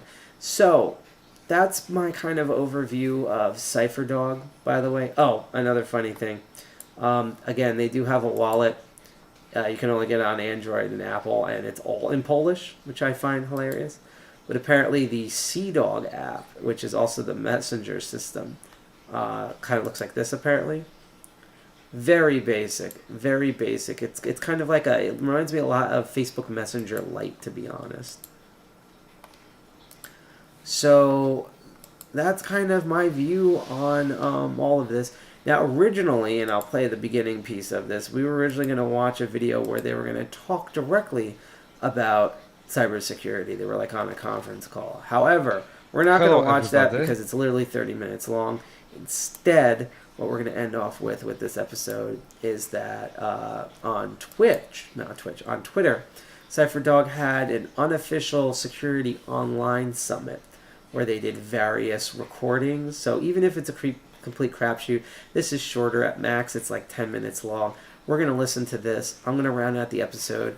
Hopefully someone will have donated to the National Abortion Fund, which again is, all for everyone. It's not only for people who have uteruses or people who are married or related to or work with or have a relation of any type with someone who has a uterus, but it also, because it was founded on a privacy principle, overturning Roe versus Wade actually expands the Patriot Act for all United States citizens, so they can literally claim, even though you're not, that there is some weird abortion-y stuff going on in your place, and then legally spy in your living spaces, like your apartment or whatever, without any form of warrant. And that was all from Roe v. Wade. So even if you have, like me, a peen, you are now more susceptible to get spied on, and you will. And it's just fucking terrible. So if you want to help out with this and you have like $1 or $5 that you don't need to have in your pocket, you can donate directly through this Tiltify link I put in chat. There's a QR code in the lower right corner if you'd rather load up on your phone. And if you're on Twitch, because Twitch seems to have the most robust features for some reason, there is a little widget if you scroll to the bottom that where you can donate directly. And of course, because we are the cryptocurrency show, if you can't send fiat money or you don't, which I understand, to our Tiltify system for this charity, you can instead donate any of your cryptocurrency, because the Giving Block supports over 100 of them, to a group that has worked with the National Abortion Federation, the federation, known as Medical Students for Choice, which are the actual doctors that perform abortions and help patients with AIDS and HIV and educate kids and adults on how their reproductive systems work and where things go wrong.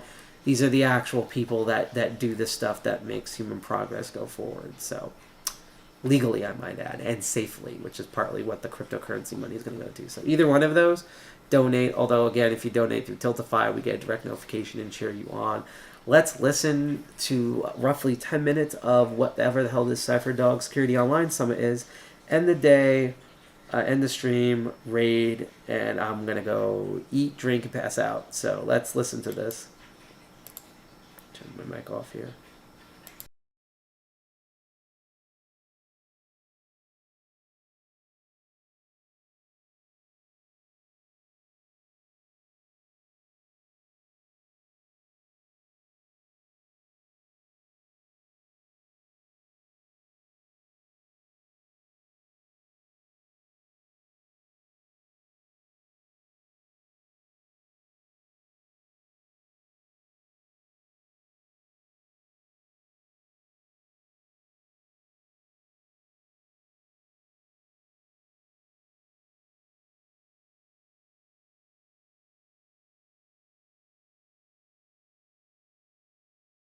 To have you blessing.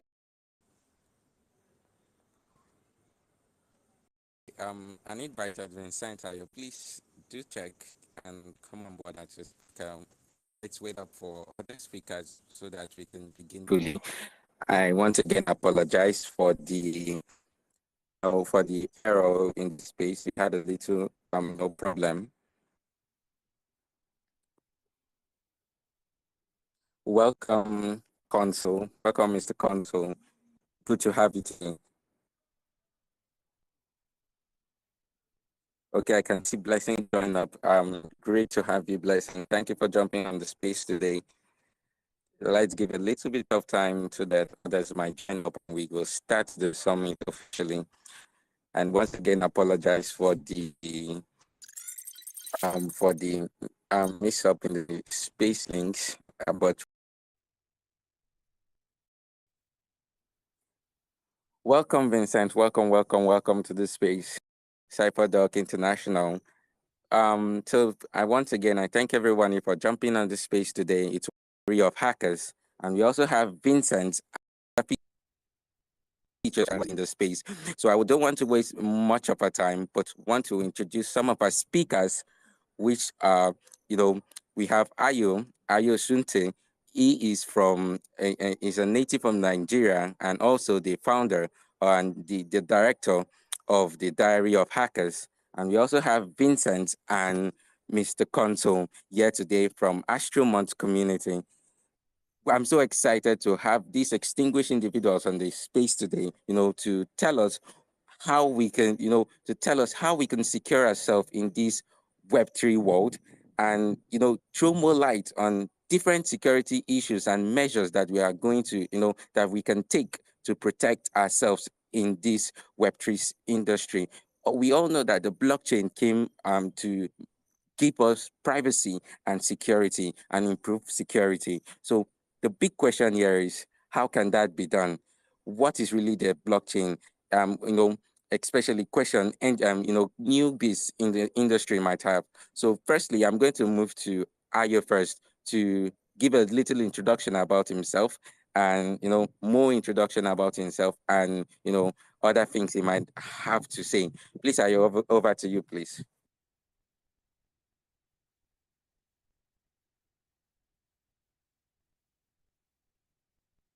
Okay, I guess that will be for me. Like I said, I think I'm struggling a little bit to really pick out all the points you're making, but it's fine. Probably during the course of the space, it might get clearer along the way. My name is Ayo. way. As you can all see, I am actually not the founder of Diary of Hackers. That would be Joshua. I guess we might see him jump on the space as time goes on. I also have some of my good friends that I'm seeing right here. And essentially I'm the director of programs for Diary of Hackers.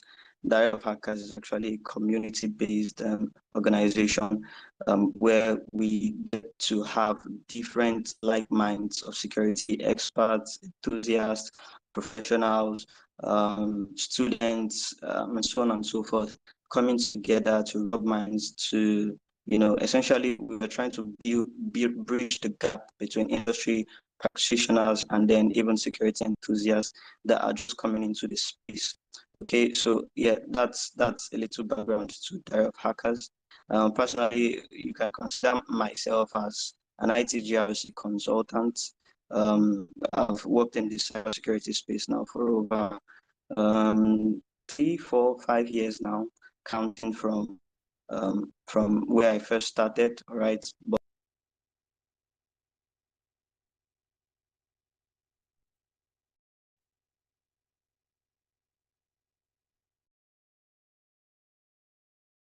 So I'm going back on mic for this end bit here. So that was an interesting shit show that we just heard. So, in summary for tonight's episode of Crypto Barons, which went on way longer than I thought it would, as I said in the beginning. It's supposed to be a short. Every time I say it's a short episode, it ends up being 8 million hours. I don't know why.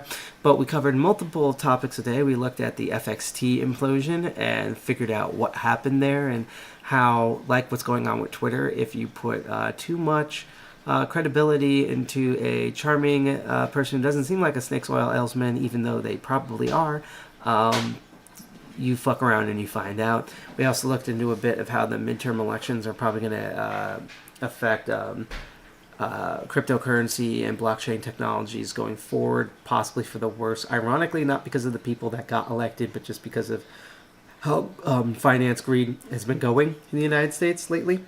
And then what we mainly looked at, which is the main part of the episode, was CypherDog itself. It's a weird-ass name for its weird products that, to be honest, from what I've seen so far, I'm going to try them out over the next couple of weeks just to fiddle around. I can always delete them later. But they really just seem like glorified versions of open source, free and open source things that do the exact same thing except without using universal accounts that are monitored by blockchains. Which is the only blockchain part of it. There's a separate cryptocurrency thing that doesn't really matter in terms of the privacy and security stuff. It's just because they're a crypto company called CDOG. And it is interesting. I'm glad that we reviewed it, but this is a good thing about, again, it reminds me of the Librem people, where they just, hardened the kernel, added a few extensions to Firefox, and called it a day.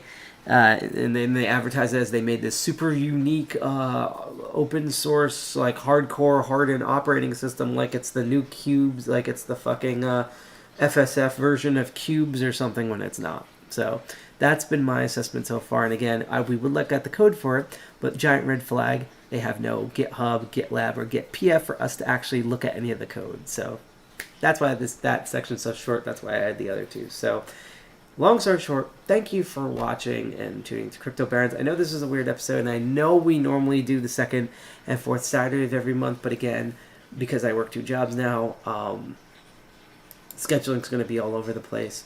As far as when I look at stuff, I don't know if we're going to be doing our meeting stream on the same day or it's separate days, but either next weekend or next weekend, we will have our physical and online meeting, which I'm still setting up. We're going to be making announcements for that tomorrow, hopefully.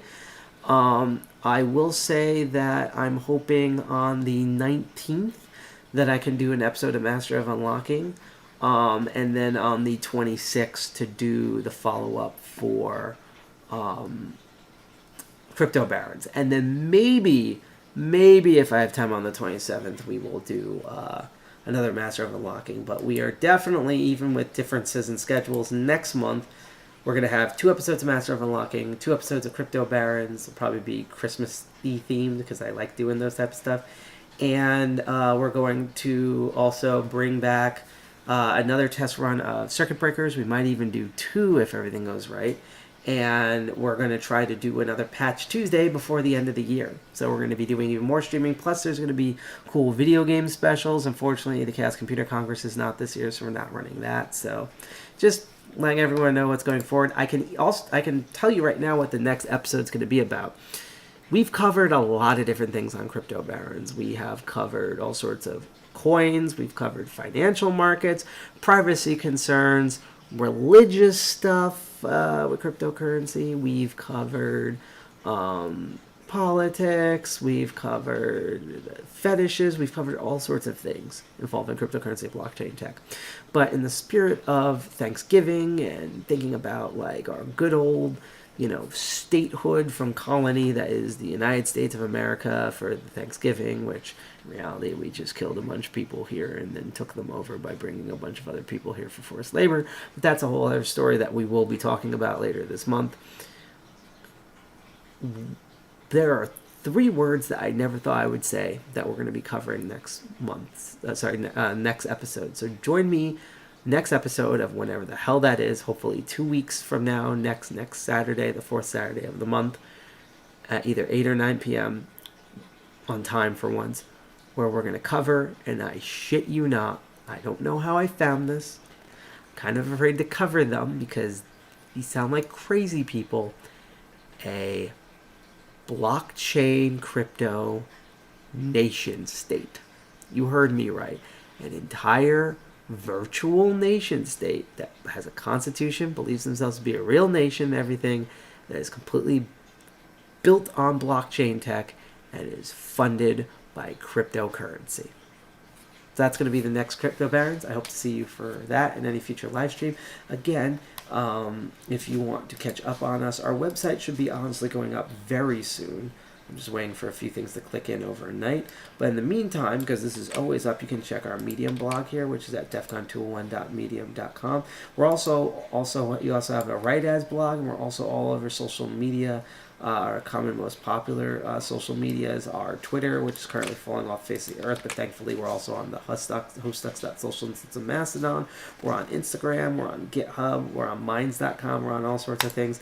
I just posted the link tree to those and also other media places such as our Twitch, DLive, and YouTube, which you should totally follow and subscribe. That you can go watch us, our current streams, our future live streams, and even look at some of the past stuff that me and other DCG 201 members have done. Even though we're not using it as much, although I plan on using it for a fuck ton in December, we do have a Discord until we get our Sessions instance and IRC running back again. So you can click on that link to go on our Discord. I try to go in at least once a week because of timing and resources, but we're still figuring that out. And again, we are still going to raise money until some point in November. I know it was originally supposed to end in October, but bear with me, for the National Abortion Federation, for the whole Roe v. Wade overturning and just denying Americans with uteruses and not rights, especially for their own privacy and security, never mind the ethical reasons for their reproductive rights. You can either click that link. If you're on Twitch, there's a widget below that you can donate directly to, as well as scan that QR code in the corner over here. And if you have cryptocurrency instead of fiat, you can join in and donate either the main coins, Bitcoin, Litecoin, Ethereum, Monero, Doge, or over 100 different popular altcoins in many different fields to the Medical Students for Choice, which are the actual doctors and clinic people and nurses and stuff that do perform abortions, that do treat STDs, that do educate on sexual reproduction health throughout the United States and around the world. So yeah, hopefully you donate, even if it's $1 or $2. All the money is going to, even if we don't meet our goal, it's all going to go to the National Abortion Federation, and your crypto is going to be going to the Medical Students for Choice. That's going to be the episode. If you are on Twitch, stick around. We are going to go raid someone. It could be a cool someone doing a cool programming project. It could be something random. It could be a cool techie thing, a crypto thing. I don't spoil it. You're going to have to find out. So stay tuned if you're on Twitch and say hi to the person we raid. Thank you for watching. I am Sidepocket, co-founder of DCG 201. Thank you for watching the stream. Thank you for being patient with us all year, even though we've had a rough year this year. Hack the planet, Dirty Jersey represent, and remember, there's no such thing as truly altruistic capitalism. There is always a hook whether it's the person who is trying to snake oil sells it to you or the actual system itself. It does not exist. If you do buy into the snake oil shit, if you fuck around, if you fuck around and invest, you're gonna wind up with an FTX. There we go. That's the rhyme, unintentionally rhyming slogan. Peace, everyone. Enjoy the music and say hi to whoever we rate on Twitch. I'll see you next time, hopefully in 2 weeks. Peace.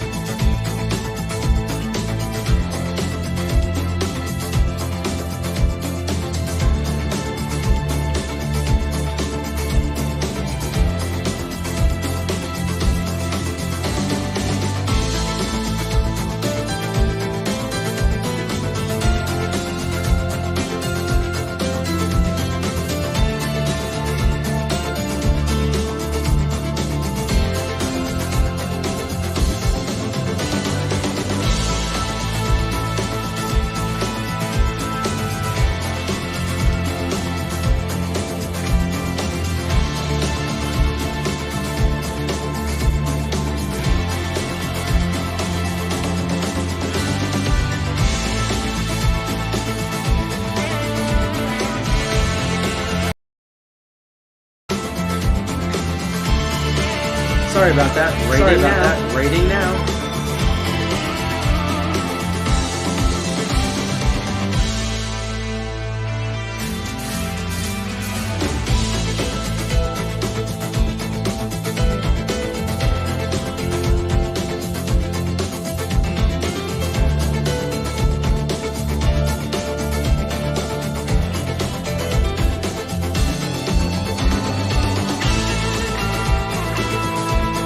Pulse alarm picking a different rate.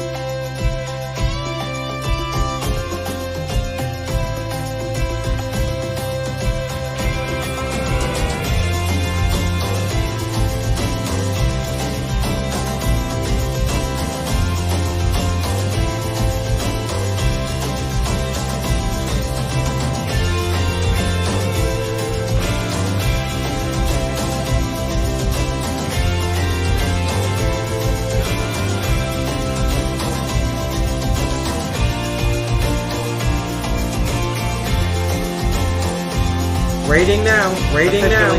Officially.